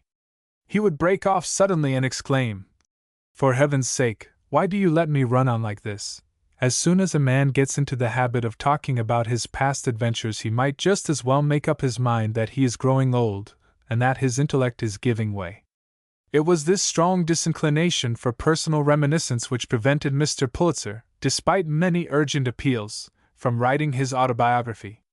It is a thousand pities that he adhered to this resolution, for his career, as well in point of interest as in achievement and picturesqueness, would have stood the test of comparison with that of any man whose life story has been preserved in literature. Chapter 6: Wiesbaden and an Atlantic Voyage. At last the time came when we had to leave the yacht and make a pilgrimage to Wiesbaden, in order that Mr. Pulitzer might submit to a cure before sailing for New York. The first stage of our journey took us from Genoa to Milan. Here we stayed for 5 hours so that J.P. could have his lunch and his siesta comfortably at an hotel. Patterson had been sent ahead 2 or 3 days in advance to look over the hotels and to select the one which promised to be least noisy. On our arrival in Milan, J.P. was taken to an automobile, and in 10 minutes he was in his rooms. Simple as these arrangements appear from the bald statement of what actually happened, they really involved a great deal of care and forethought. It was not enough that Patterson should visit half a dozen hotels and make his choice from a cursory inspection. After his choice had been narrowed down by a process of elimination, he had to spend several hours in each of 2 or 3 hotels, in the room intended for J.P., so that he could detect any of the 100 noises which might make the room uninhabitable to its prospective tenant. The room might be too near the elevator, it might be too near a servant's staircase, it might overlook a courtyard where carpets were beaten, or a street with heavy traffic. It might be within earshot of a dining room where an orchestra played, or a smoking room with the possibility of loud talking. It might open off a passage which gave access to some much frequented reception room. Most of these points could be determined by merely observing the location of the room. But other things were to be considered. Did the windows rattle? Did the floor creak? Did the doors open and shut quietly? Was the ventilation good? Were there noisy guests in the adjoining rooms? This last difficulty was, I understand, usually overcome by Mr. Pulitzer engaging, in addition to his own room, a room on either side of it, 3 rooms facing it, the room above it, and the room beneath it. Even the question of the drive from the station to the hotel had to be thought out. A trial trip was made in an automobile. If the route followed a car line or passed any spot likely to be noisy, such as a marketplace or a school playground, or if it led over a roughly paved road on which the car would jolt, another route had to be selected, which, as far as possible, dodged the unfavorable conditions. Our carefully arranged journey passed without incident. We had a private car from Milan to Frankfurt and another for the short run to Wiesbaden, where we arrived in time for lunch on the day after our departure from Genoa. Everything had been prepared for our reception by someone who had made similar arrangements on former occasions. We occupied the whole of a villa belonging to one of the large hotels, and situated less than 100 yards from it. In the main our life was modeled upon that at the Cap Martin Villa, but part of Mr. Pulitzer's morning was devoted to baths, massage, and the drinking of waters. Our meals were taken, as a rule, either in a private dining room at the hotel or in the big restaurant of the Kurhaus, but when Mr. Pulitzer was feeling more than usually tired the table was laid in the dining room of the villa. Our dinners at the Kurhaus were a welcome change from our ordinary meals with their set routine of literary discussions. Mr. Pulitzer was immensely interested in people, but it was impossible for him to meet them, except on rare occasions, because the excitement was bad for his health. Whenever he dined in a crowded restaurant, however, our time was fully occupied in describing with the utmost minuteness the men, women, and children around us. The Kurhaus was an excellent place for the exercise of our descriptive powers. In addition to the ordinary crowd of pleasure seekers and health hunters, there were, during a great part of our visit, a large number of military men, for the Kaiser spent a week at Wiesbaden that year and reviewed some troops, and this involved careful preparation in advance by a host of court officials and high army officers. Under these circumstances, the dining room of the Kurhaus presented a scene full of color and animation. Sometimes J.P. said to one of us, "Look around for a few minutes and pick out the most interesting-looking man and woman in the room, examine them carefully, try and catch the tone of their voices, and when you are ready describe them to me." Or he might say, "I hear a curious, sharp, incisive voice somewhere over there on my right. There it is now, don't you hear it? SSSSS, every S like a hiss. Describe that man to me, tell me what kind of people he's talking to. Tell me what you think his profession is." Or it might be, "There are some gabbling women over there. Describe them to me. How are they dressed? Are they painted? Are they wearing jewels? How old are they?" In whatever form the request was made, its fulfillment meant a description covering everything which could be detected by the eye or surmised from any available clue. Describing people to J.P. was by no means an easy task. It was no use saying that a man had a medium-sized nose, that he was of average height, and that his hair was rather dark. Everything had to be given in feet and inches and in definite colors. You had to exercise your utmost powers to describe the exact cast of the features, the peculiar texture and growth of the hair, the expression of the eyes, and every little trick of gait or gesture. Mr. Pulitzer was very skeptical of everybody's faculty of description. He made us describe people, and especially his own children and others whom he knew well, again and again, and his unwillingness to accept any description as being good rested no doubt upon the wide divergence between the different descriptions he received of the same person. There were few things which Mr. Pulitzer enjoyed more than having a face described to him, whether of a living person or of a portrait, and as our table talk was often about men and women of distinction or notoriety, dead or living, any one of us might be called upon at any time to portray feature by feature some person whose name had been mentioned. By providing ourselves with illustrated catalogues of the Royal Academy exhibitions and of the National Portrait Gallery, and by cutting out the portraits with which the modern publisher so lavishly decorates his announcements, we generally managed, by pulling together, to cover the ground pretty well. I have sat through a meal during which one or another of us furnished a microscopic description of the faces of Warren Hastings, Lord Clive, President Wilson, the present King and Queen of England, the late John W. Gates, Ignace Paderewski, and an odd dozen current murderers, embezzlers, divorce habitués, and candidates for political office. The delicate enjoyment of this game was not reached, however, until, at the following meal, one of us, who had been absent at the original delineation, was asked to cover some of the ground that had been gone over a few hours earlier. Mr. Pulitzer would say, "Is Mr. So-and-so here? Well, now, just for fun, let us see what he has to say about the appearance of some of the people we spoke about at lunch." The result was almost always an astonishing disclosure of the inability of intelligent people to observe closely, to describe accurately, and to reach any agreement as to the significance of what they have seen. It was bad enough when the latest witness had before him the actual pictures on which the first description had been based. Even then crooked noses became straight, large mouths small, disdain was turned to affability, and ingenuousness to guile. But where this guide was lacking, the descriptions were often ludicrously discrepant. While we were at Wiesbaden, we seldom spent much time at the dinner table, as J.P. usually took his choice between walking in the garden of the Kurhaus and listening to the orchestra and going to the opera.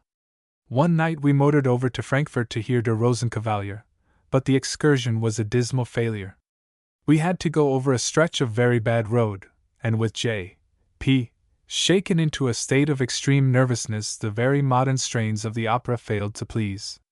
At the end of the second act, J.P., who had been growing more and more dismal as the music bumped along its disjointed course, either in vain search or in careful avoidance of anything resembling a pleasant sound, turned to me and said, "My God! I can't stand any more of this. Will you please go and find the automobile and bring it round to the main entrance? I want to go home." I saw a great deal of Mr. Pulitzer while we were at Wiesbaden, owing to the circumstance that Patterson was called to England on urgent private affairs and Pollard was away on leave. The absence of these two men was as much regretted by the staff as it was by J.P. himself. Patterson was, from his extraordinary erudition, seldom at a loss for a topic of conversation which would rivet J.P.'s attention, and Pollard, who had been a number of years with J.P., was not only, on his own subjects, the conversational peer of Patterson, but was in addition, from his soothing voice and manner and from his long and careful study of J.P., invaluable as a mental and nervous sedative. It was at Wiesbaden that I first began to read books regularly to J.P. I read him portions of the biographies of Parnell, of Sir William Howard Russell, of President Polk, very little of this, of Napoleon, of Martin Luther, and at least a third of Macaulay's essays. He was a great admirer of Lord Macaulay's writings and read them constantly, as he found in them most of the qualities which he admired: great descriptive power, political acumen, satire, neatness of phrase, apt comparisons and analogies, and shrewd analysis of character. Many passages he made me read over and over again at different times. I reproduce a few of his favorite paragraphs for the purpose of showing what appealed to his taste. From the essay on Sir William Temple, the following lines referring to the Right Hon. Thomas Peregrine Courtenay, who, after his retirement from public life, wrote the Memoirs of Temple and stated in his preface that experience had taught him the superiority of literature to politics for developing the kindlier feelings and conducing to an agreeable life. He has little reason, in our opinion, to envy any of those who are still engaged in a pursuit from which, at most, they can only expect that, by relinquishing liberal studies and social pleasures, by passing nights without sleep and summers without one glimpse of the beauty of nature, they may attain that laborious, that invidious, that closely watched slavery which is mocked with the name of power. More often than any others I read him the following passages from the essay on Milton. The final and permanent fruits of liberty are wisdom, moderation, and mercy. Its immediate effects are often atrocious crimes, conflicting errors, skepticism on points the most clear, dogmatism on points the most mysterious. It is just at this crisis that its enemies love to exhibit it. They pull down the scaffolding from the half-finished edifice. They point to the flying dust, the falling bricks, the comfortless rooms, the frightful irregularity of the whole appearance, and then ask in scorn where the promised splendor and comfort is to be found. If such miserable sophisms were to prevail, there would never be a good house or a good government in the world. There is only one cure for the evils which newly acquired freedom produces, and that cure is freedom. The blaze of truth and liberty may at first dazzle and bewilder nations which have become half blind in the house of bondage. But let them gaze on, and they will soon be able to bear it. In a few years men learn to reason. The extreme violence of opinion subsides. Hostile theories correct each other. The scattered elements of truth cease to contend, and begin to coalesce. And at length a system of justice and order is adduced out of the chaos. If men are to wait for liberty till they become wise and good in slavery, they may indeed wait forever. I was surprised one day on returning to the villa after a walk in the Kurhaus gardens with J.P., to find an addition to our company in the person of the second gentleman who had examined me in London at the time I had applied for the post of secretary to Mr. Pulitzer. This gentleman occupied what I imagine must have been the only post of its kind in the world. He was, in addition to whatever other duties he performed, Mr. Pulitzer's villa seeker. It was Mr. Pulitzer's custom to talk a good deal about his future plans, not those for the immediate future, in regard to which he was usually very reticent, but those for the following year, or for a vague, some day, when many things were to be done which as yet were nothing more than the toys with which his imagination delighted to play. As he always spent a great part of the year in Europe, a residence had to be found for him, It might be in Vienna, or London, or Berlin, or Mentone, or in any other place which emerged as a possibility out of the long discussions of the next year's itinerary. Whenever the arguments in favor of any place had so far prevailed that a visit there had been accepted in principle as one of our future movements, it became the duty of the villa-seeker to go to the locality, to gather a mass of information about its climate, its amenities, its resident and floating population, its accessibility by sea and land, the opportunities for hearing good music, and to report in the minutest detail upon all available houses which appeared likely to suit Mr. Pulitzer's needs. These reports were accompanied by maps, plans, and photographs, and they were considered by J.P. with the utmost care. Particular attention was paid to the streets and to the country roads in the neighborhood, as it was necessary to have facilities for motoring, for riding, and for walking. The next step was to secure a villa, and after that had been done the alterations had to be undertaken which would make it habitable for J.P. These might be of a comparatively simple nature, a matter of fitting silencers to the doors and putting up double windows to keep out the noise, but they might extend much further and involve more or less elaborate changes in the interior arrangements. Even after all this had been done, a sudden shift of plans might send the villa-seeker scurrying across Europe to begin the whole process over again in order to be prepared for new developments. At the time I left London to join J.P. at Mentone, I had stipulated that, if I should chance to be selected to fill the vacant post, I should not be called upon to take up my duties until I had returned to London and spent a fortnight there in clearing up my private affairs.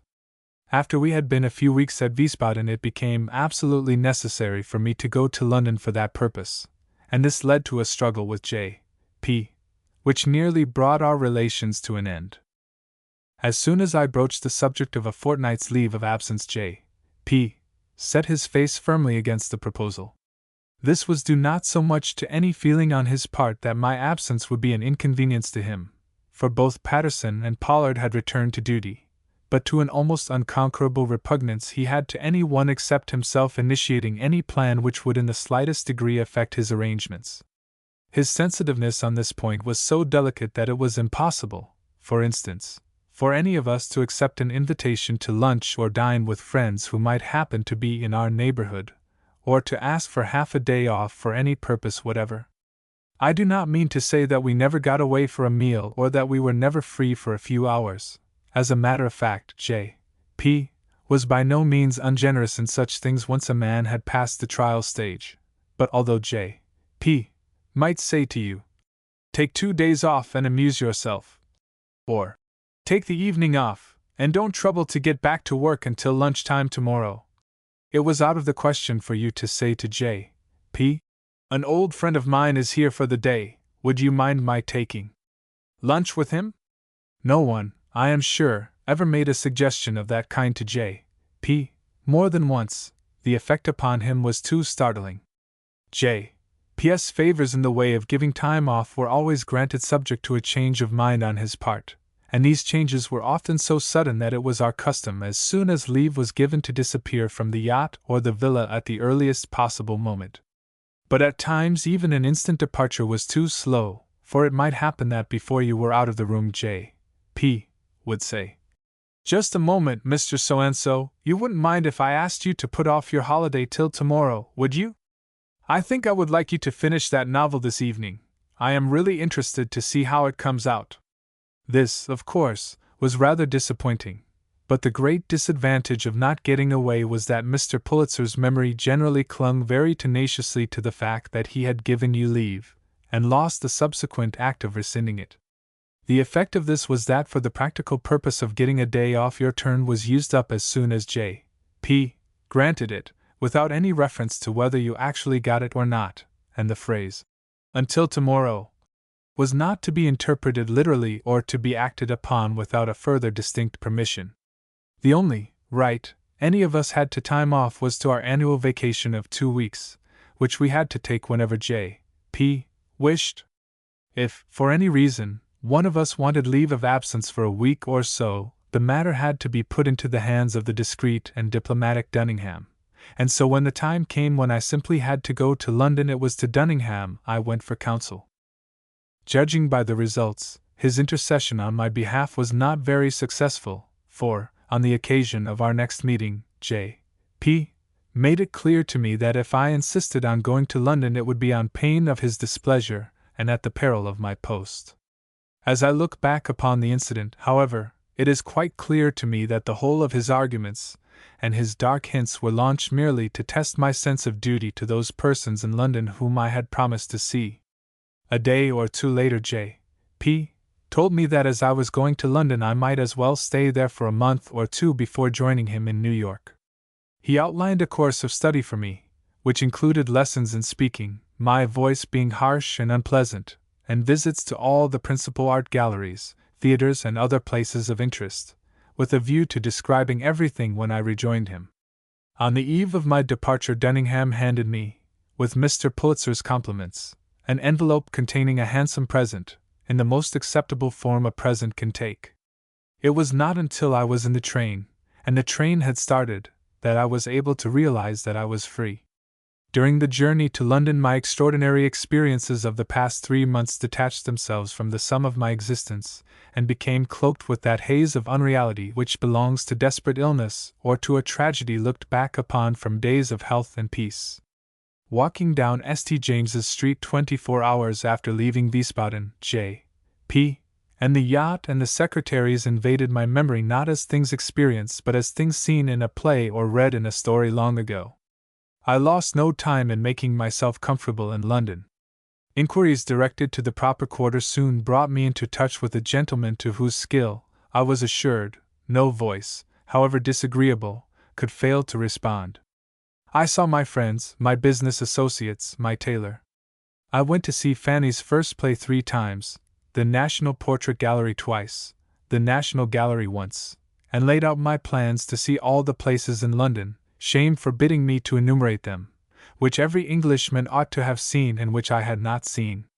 This lasted for about 2 weeks, during which I saw something of Craven, who had left us in Naples to study something or other in London, and who was under orders to hold himself in readiness to go to New York with J.P. We dined at my club one night, and when I returned to my flat I found a telegram from Mr. Toohey, instructing me to join J.P. in Liverpool the next day in time to sail early in the afternoon on the Cedric, as it had been decided to leave Craven in London for the present. The voyage differed but little from our cruises in the yacht. J.P. took his meals in his own suite, and as Mrs. Pulitzer and Miss Pulitzer were on board they usually dined with him, one of the secretaries making a 4th at table. In the matter of guarding J.P. from noise, extraordinary precautions were taken. Heavy mats were laid outside his cabin, specially made a dozen years before and stored by the White Star people waiting his call.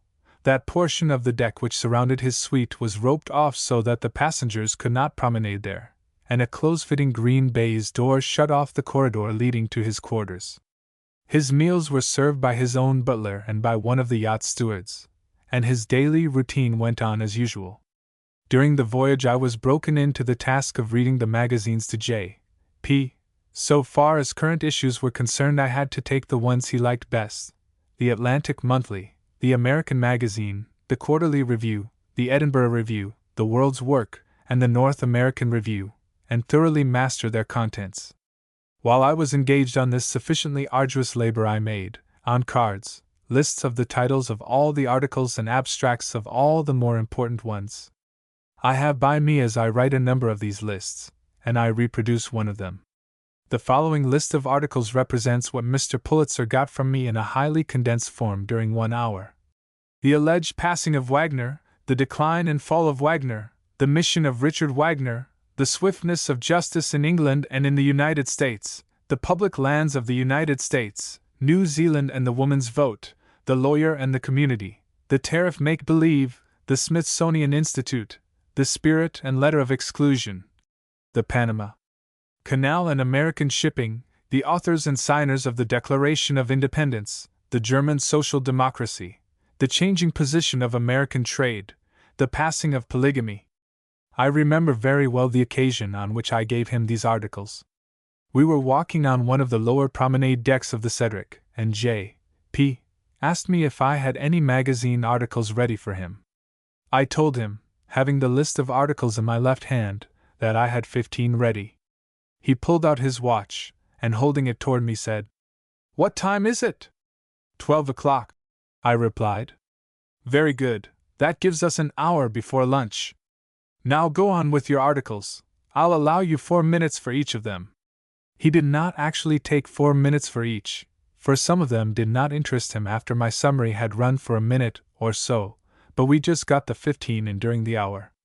After all that was possible had been done in the way of reducing the number of magazine articles, by rejecting the unsuitable ones, and their length by careful condensation, we were unable to keep pace with the supply. When 100 or so magazines had accumulated, Mr. Pulitzer had the lists of contents read to him, and from these he selected the articles which he wished to have read, and these arrears were disposed of when an opportunity presented itself.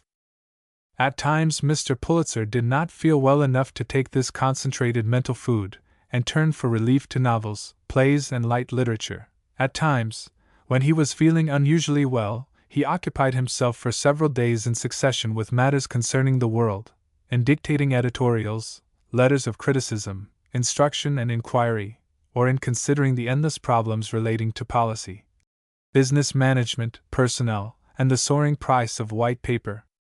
An interesting feature of his activity on behalf of the world was his selection of new writers.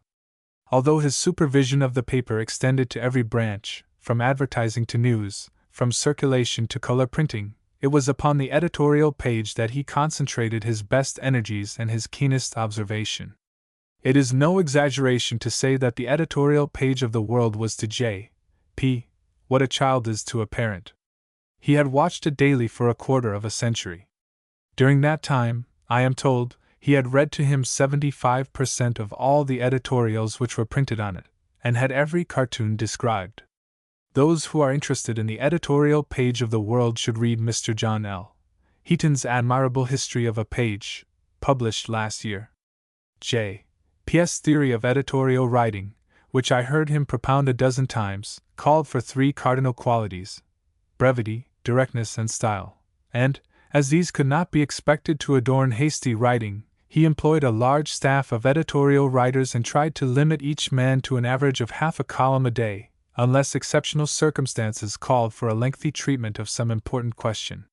He watched the style of each man with the closest attention, examining the length of the paragraphs, of the sentences, of the words, the variety of the vocabulary, the choice of adjectives and adverbs, the employment of superlatives, the selection of a heading, the nicety of adjustment between the thought to be expressed and the language employed for its expression.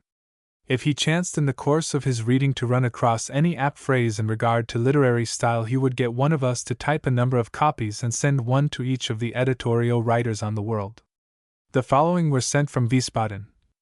Thiers compares a perfect style to glass through which we look without being conscious of its presence between the object and the eye. From Abraham Haywood's Essay on Thiers. Lessing, Lichtenberger, and Schopenhauer agreed in saying that it is difficult to write well, that no man naturally writes well, and that one must, in order to acquire a style, work strenuously. I have tried to write well. Nietzsche. J.P.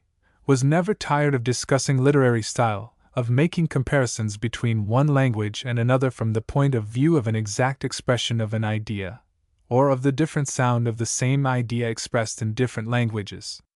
For instance, he asked us once during an argument about translations of Shakespeare to compare the lines, "You are my true and honorable wife, as dear to me as are the ruddy drops that visit my sad heart," with the German, "Seid mein echtes, Ehrenwertsweib, so tur mir, als wie die Purpurtropfen die am mein trauernd Herz sich drängen," and the opening words of Hamlet's soliloquy with the German, "Sein oder nicht sein, das ist hier die Frage."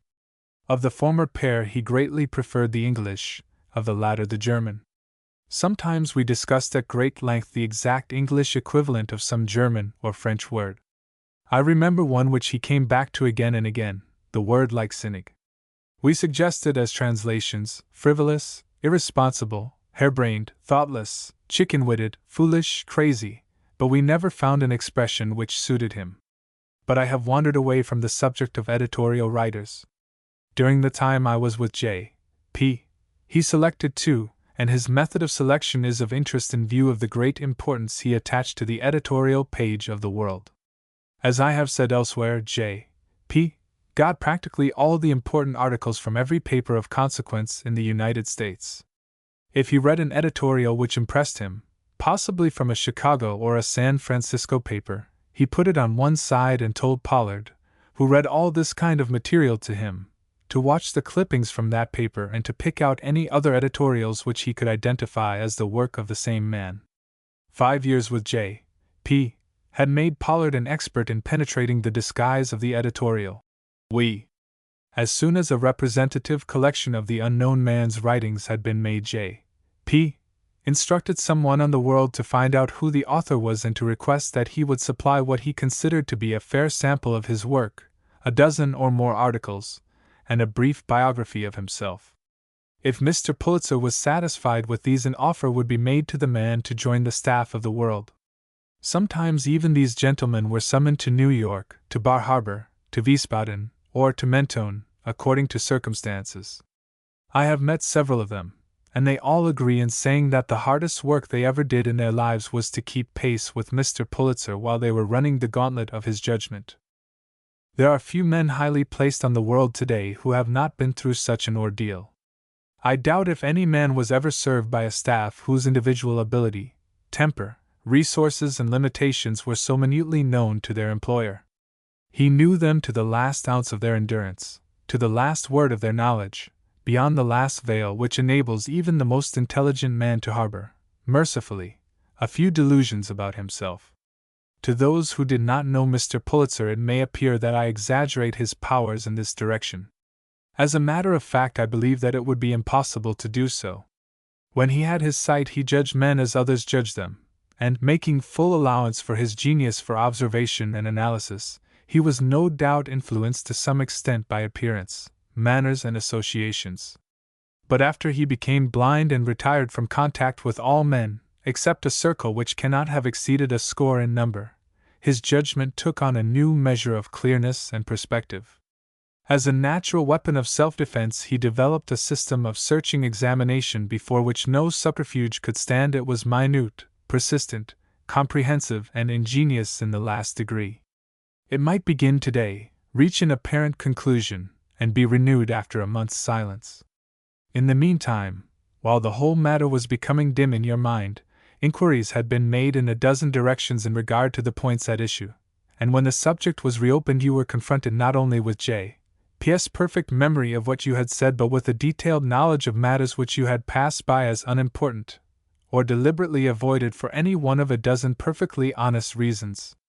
J.P.'s questions covered names, places, dates, motives, the chain of causation, what you said, what you did, what you felt, what you thought, the reasons why you felt, thought, acted as you did, the reasons why your thought and action had not been such and such, your opinion of your own conduct, and looking back upon the episode, your opinion of the thoughts, actions, and feelings of everybody else concerned, your conjectures as to their motives, what you would do if you were again faced with the same problem, why you would do it, why you had not done it on the previous occasion.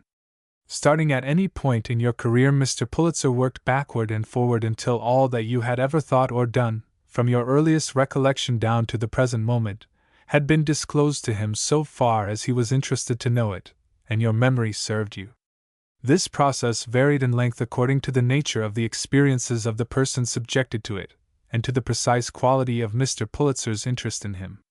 In my own case, it lasted about 3 months and was copiously interspersed with written statements by myself of facts about myself, opinions by myself about myself, and endless references to people I had known during the past 25 years. Mr. Pulitzer's attitude toward references was the product of vast experience. He complained that scores of men had come to him with references from some of the most distinguished people living, references so glowing that one man should have been ashamed to write them and the other ashamed to receive them, references of such a character that their happy possessors might, without being guilty of immodesty, have applied for the Chief Justiceship of the United States, the Viceroyalty of India, the Archbishopric of Canterbury, the Presidency of the Royal College of Surgeons, or the Mastership of Balliol, but that the great majority of these men had turned out to be ignorant, lazy and stupid to an unbelievable degree. When the question of my own references came up, I begged in a humorous way that, having heard J.P.'s views about the value of testimonials, my friends should be spared the useless task of eulogizing me. "No, my God!" exclaimed J.P. "None of them shall be spared. What I said about testimonials is all perfectly true, but it only serves to show what sort of person a man must be who can't even get testimonials. No, if a man brings references it proves nothing, but if he can't, it proves a great deal." Our voyage to New York was marred by but one distressing feature, the behavior of two infants, one of whom cried all day and the other all night. J.P. stood it very well. I think he regarded it as one of the few necessary noises. He suffered from it, of course, but the only remark he ever made to me about it was, "I really think that one of the most extraordinary things in the world is the amount of noise a child can make. Here we are with a 60-mile gale blowing and some 10,000 horsepower engines working inside the ship, and yet that child can make itself heard from one end of the boat to the other. I think there must be two of them. The sound is not quite the same at night. Now, Mr. Ireland, do, just for the fun of it, find out about that. Don't let the mother know. I wouldn't like to hurt her feelings, but ask one of the stewards about it." In due course we reached New York. The Liberty, which had crossed directly from Marseilles, met us at Quarantine, and Mr. Pulitzer was transferred to her without landing. The rest of us joined the yacht the same evening. That night we sailed for Bar Harbor. Chapter 7: Bar Harbor and the Last Cruise. During the forenoon of the following day we dropped anchor opposite the waterfront of Mr. Pulitzer's Bar Harbor estate. The house was situated right on the rocky foreshore, and was backed by extensive grounds which completely cut it off from the noise of the traffic on the main road. By means of a flight of granite steps, leading down from a lawn laid along the whole of the house front, within containing walls, access was had to a pier to the end of which was attached a floating pontoon affording an easy means of boarding the yacht's boats, or the launches which were kept at Chatwold for use when the house was occupied. Chatwold was a big, rambling place, which had been added to from time to time until it was capable of accommodating about 20 people in addition to J.P., whose quarters were in a large granite structure, specially designed with a view to securing complete quietness. This building was in the form of a tower about 40 feet square and 4 stories high. On the ground floor was a magnificent room, occupying the whole length of the tower and 2/3 of its breadth, which served as a library and dining room for J.P. On the side facing the sea there was a large veranda where Mr. Pulitzer took his breakfast and where he sat a great deal during the day when he was transacting business or being read to. The whole of the basement of the tower was taken up by a swimming pool and dressing rooms. The water was pumped in from the sea and could be heated by a system of steam pipes. The upper floors of the tower were given over to bedrooms for J.P., for the majordomo and for several of the secretaries. Most of the servants were housed in a large building some distance from the main residence, and there were separate quarters for the grooms and stablemen, and for the herd gardener and his assistants. While we were at Chatwold there was a gathering of the Pulitzer family, Mrs. Joseph Pulitzer, a cousin of Jefferson Davis and a belle of Washington in her day, who married Mr. Pulitzer years before his success in life had been made and when the fight for his place in journalism was still in its early stages, Mr. and Mrs. Ralph Pulitzer and their young son, Ralph, Mr. and Mrs. Joseph Pulitzer, Jr., Miss Edith Pulitzer, Miss Constance Pulitzer and Mr. Pulitzer's youngest child, Herbert, a boy of 15. The presence of the family had little effect upon the routine of Mr. Pulitzer's daily life. He saw as much of his wife and children as he could, but the intensity of his family emotions was such that they could only be given rein at the price of sleepless nights, savage pain, and desperate weariness. His interest in everything concerning the family was overwhelming, his curiosity inexhaustible. Everybody had to be described over and over again, but especially young Master Ralph, a bright and handsome child, born long after his grandfather had become totally blind, and Master Herbert, of whose appearance he retained only a memory of the dim impressions he had been able to gather years before when a little sight yet remained to him. It was at lunch and at dinner that Mr. Pulitzer saw most of the family. He almost always took his meals in the library at a table seating 4, and the party usually included Mrs. Pulitzer, one of the other ladies, or Master Herbert, and a secretary. I was present at a great many of these gatherings, partly because J.P. had gradually acquired a taste for such humor as I was able to contribute to the conversation, and partly because he relished a salad dressing which represented my only accomplishment in the gastronomic field. A feature of the Bar Harbor life which Mr. Pulitzer enjoyed greatly, and which he could not indulge in elsewhere, were the long trips he made in a big electric launch on the sheltered waters of Frenchman's Bay. When the weather was fine, these trips occupied 2 or 3 hours each day. J.P. sat in an armchair amidships, with 2 companions, very often his 2 older sons, to read to him or to discuss business affairs. On the occasions when I formed one of the party, I had the opportunity of observing that so far as the quantity and the quality of work were concerned, it was an easier task to be one of Mr. Pulitzer's secretaries than to be one of his sons. I have never seen men put to a more severe test of industry, concentration, and memory than were Mr. Ralph and Mr. Joseph, Jr., while they were at Bar Harbor or on the yacht. It is a pleasure to bear witness to the affectionate solicitude, the patience, and the goodwill with which they met the exacting demands of their father. They realized, of course, as every one who worked for J.P. realized it, that the weight of the burden he placed upon you and the strictness of the account to which you were called were the truest measure of his regard. Next to politics, there was nothing which interested J.P.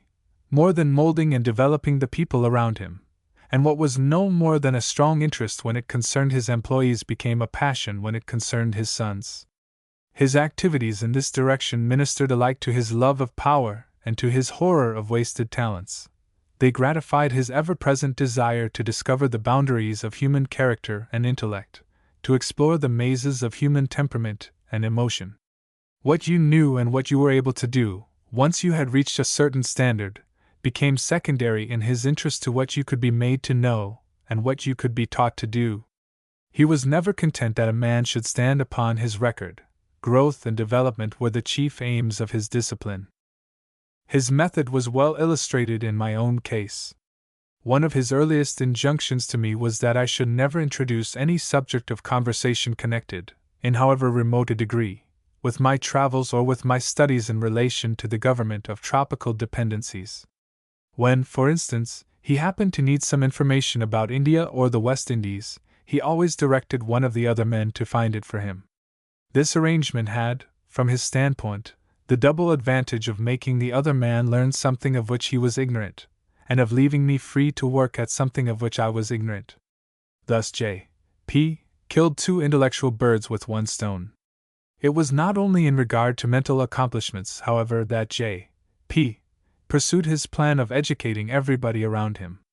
He insisted, among other things, that I should learn to ride, not because there was any lack of people who could ride with him, but because by means of application I could add a new item to the list of things I could do.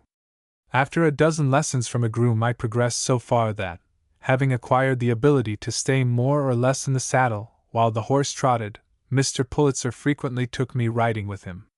We always rode 3 abreast, a groom on J.P.'s right and myself on his left, and conversation had to be kept up the whole time. This presented no peculiar difficulties when the horses were walking, but when they trotted I found it no easy task to keep my seat, to preserve the precise distance from J.P., which saved me from touching his stirrup and yet allowed me to speak without raising my voice, and to leave enough of my mind unoccupied to remember my material and to present it without betraying the discomfort of my position.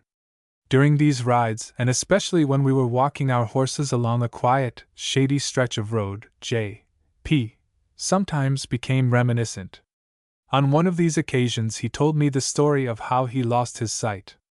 As I wrote it down as soon as we got back to the house, I can tell it almost in his own words.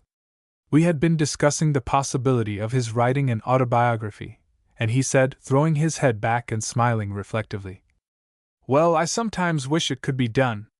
It would make an interesting book, but I do not think I shall ever do it. My God! I work from morning to night as it is. When would I get the time?"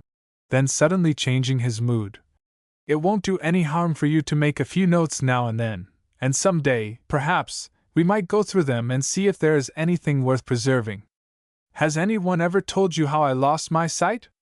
No? Well, it was in November, 1887. The world had been conducting a vigorous campaign against municipal corruption in New York, a campaign which ended in the arrest of a financier who had bought the votes of aldermen in order to get a street railroad franchise. At this point he paused. His jaws set, and his expression became stern, almost fierce, as he added, "The man died in jail of a broken heart, and I.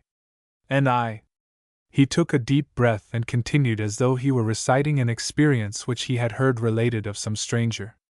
"I was, of course, violently attacked, and it was a period of terrible strain for me. What with anxiety and overwork I began to suffer from insomnia, and that soon produced a bad condition of my nerves. One morning I went down to the World and called for the editorials which were ready for me to go over. I always read every line of editorial copy. When I picked up the sheets I was astonished to find that I could hardly see the writing, let alone read it. I thought it was probably due to indigestion or to some other temporary cause, and said nothing about it. The next morning on my way downtown I called in at an oculist's. He examined my eyes and then told me to go home and remain in bed in a darkened room for 6 weeks. At the end of that time he examined me again, said that I had ruptured a blood vessel in one of my eyes, and ordered me to stop work entirely and to take 6 months' rest in California. That was the beginning of the end. Whatever my trouble had been at first, it developed into separation of the retina in both eyes. From the day on which I first consulted the oculist up to the present time, about 24 years, I have only been 3 times in the world building.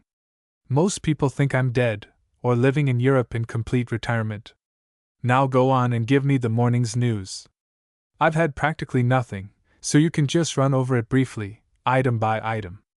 On another occasion he told me an amusing story of an experience he had had out in Missouri just after the end of the Civil War.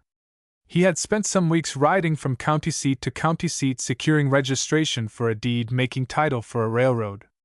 One evening he was nearly drowned through his horse stumbling in the middle of a ford. When he dragged himself up the bank on the other side, drenched to the skin and worried by the prospect of having to catch his mount, which had started off on a cross-country gallop, he saw an elderly farmer sitting on a tree stump, and watching him with intense interest and perfect seriousness. This man put J.P. up for the night. They got along famously for a while, but presently all was changed. "The first thing he did," said J.P., "was to take me to the farmhouse and hand me a tumbler 3 parts full of whiskey. When I refused this he looked at me as though he thought I was mad. 'You mean to tell me you don't drink?' he said. It was one of the rare occasions when I heard Mr. Pulitzer try to imitate any one's peculiarities of speech. When I told him no, I didn't, he said nothing, but brought me food. After I had eaten he pulled out a plug of tobacco, bit off a large piece, and offered the plug to me. I thanked him, but declined. It took him some time to get over that, but at last he said, 'You mean to tell me you don't chew?' I said no, I didn't. He dropped the subject, and for an hour or so we talked about the war and the crops and the proposed railroad. That man was a gentleman. He didn't take another drink or another chew of tobacco all that time. The only sign he gave of his embarrassment was that every now and then during a pause in the conversation he fell to shaking his head in a puzzled sort of way. Finally, before he went to bed, he produced a pipe, filled it, and handed the tobacco to me, but I failed him again, and he put his own pipe back in his pocket, firmly but sorrowfully. Well, my God!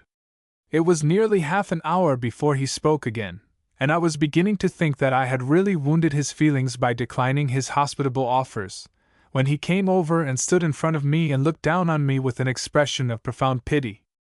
I shall never forget his words. "Young feller," he said, "you seem to be right smart and able for a furriner, but let me tell you, you'll never make a successful American until you learn to drink, and chew, and smoke." Chatwold, being within telephone distance of New York, J.P. was constantly subjected to the temptation of ringing up the World in order to discuss editorial or business matters. He yielded too often, and the additional excitement and work incident to these conversations, which were always carried on through a third person, were a severe strain on his vitality. When he was absolutely worn out, he would take refuge on the yacht and steam out to sea for the purpose of enjoying a few days of comparative rest. There is a matter which I may mention in connection with J.P.'s life on the yacht which, trivial as it seems when told at this distance of time, never failed to make a profound impression upon me. Of all the trying moments which were inseparable from attendance upon a blind man with a will of iron and a nervous system of gossamer, no moment was quite so full of uneasiness as that in which J.P. used the gangway in boarding or in leaving the yacht. Take the case of his going ashore. The yacht lies at anchor in a gentle swell. The launch comes up to the gangway. 2 or 3 men with boat hooks occupy themselves in trying to keep it steady.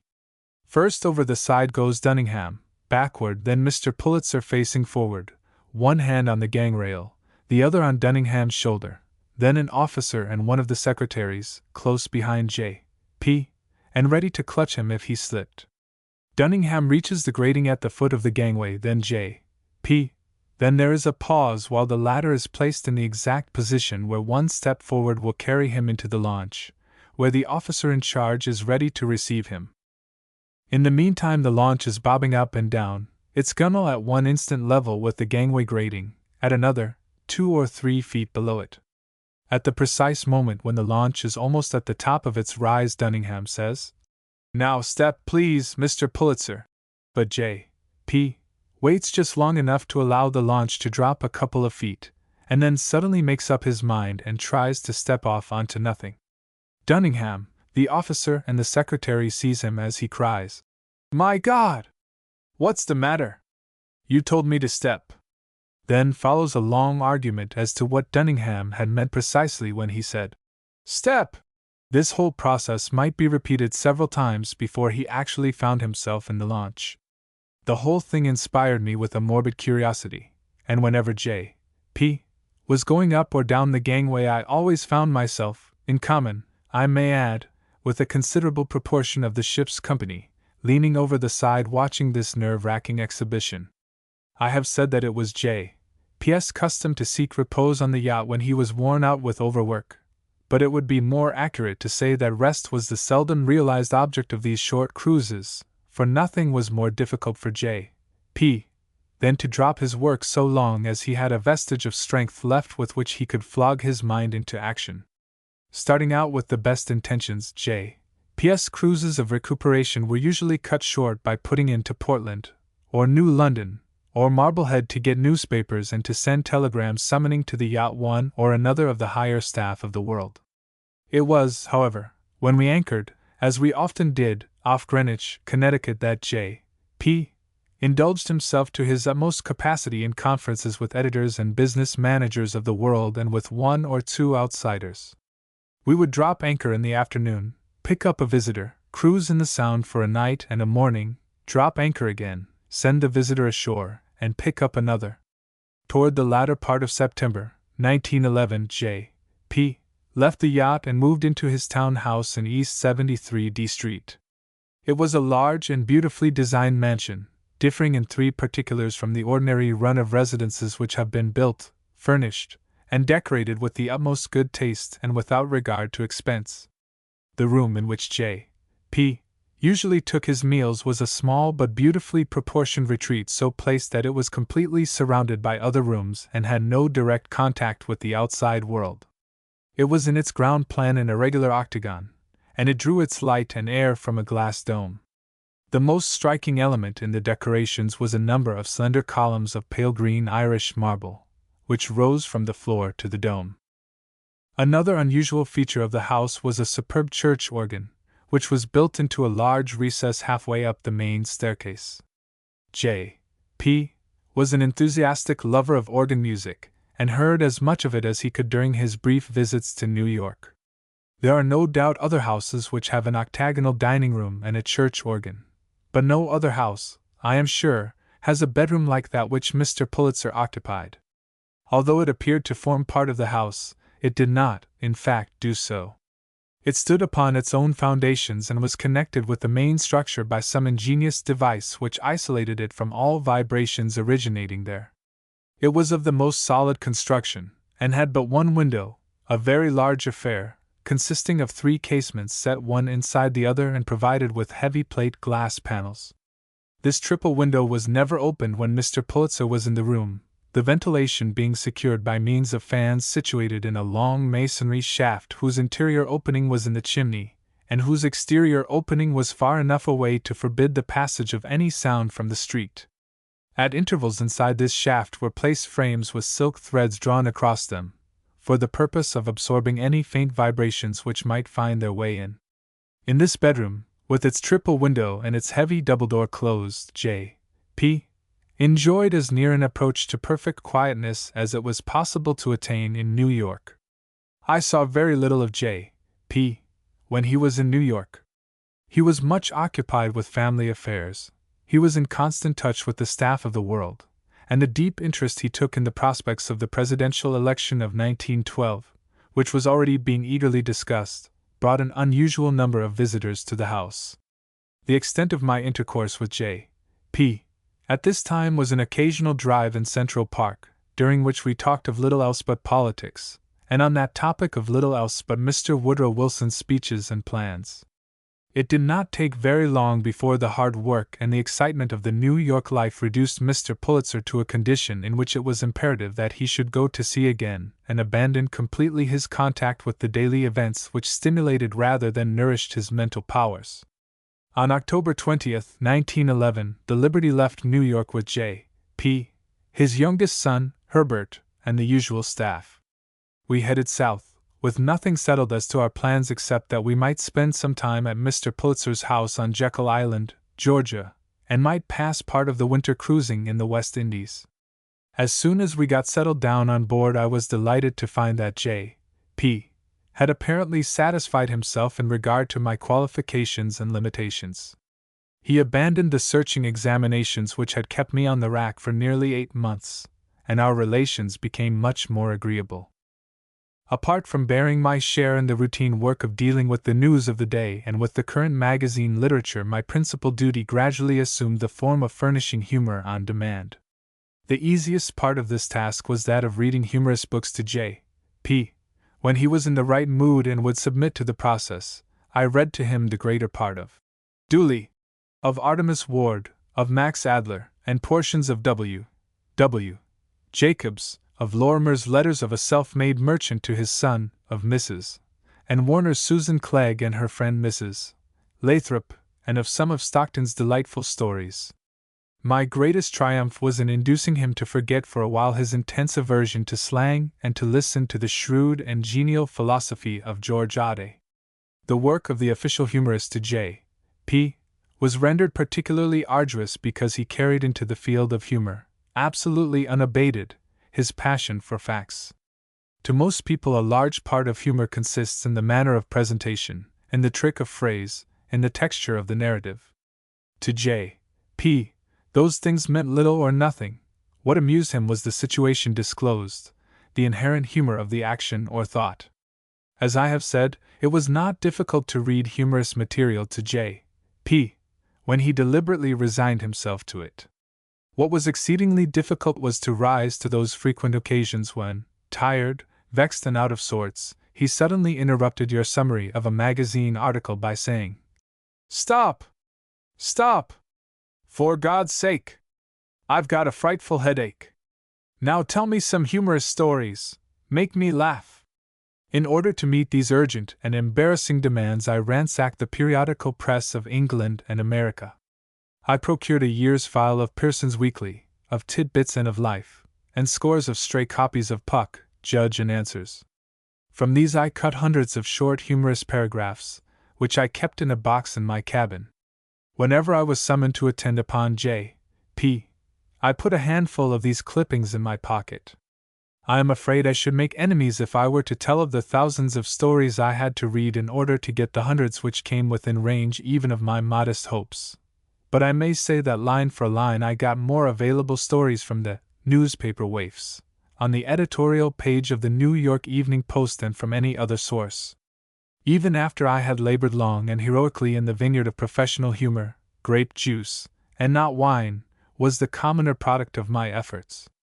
It was no unusual experience that after I had told J.P. one of the best tales in my collection, he would say, "Well, go on, come to the point.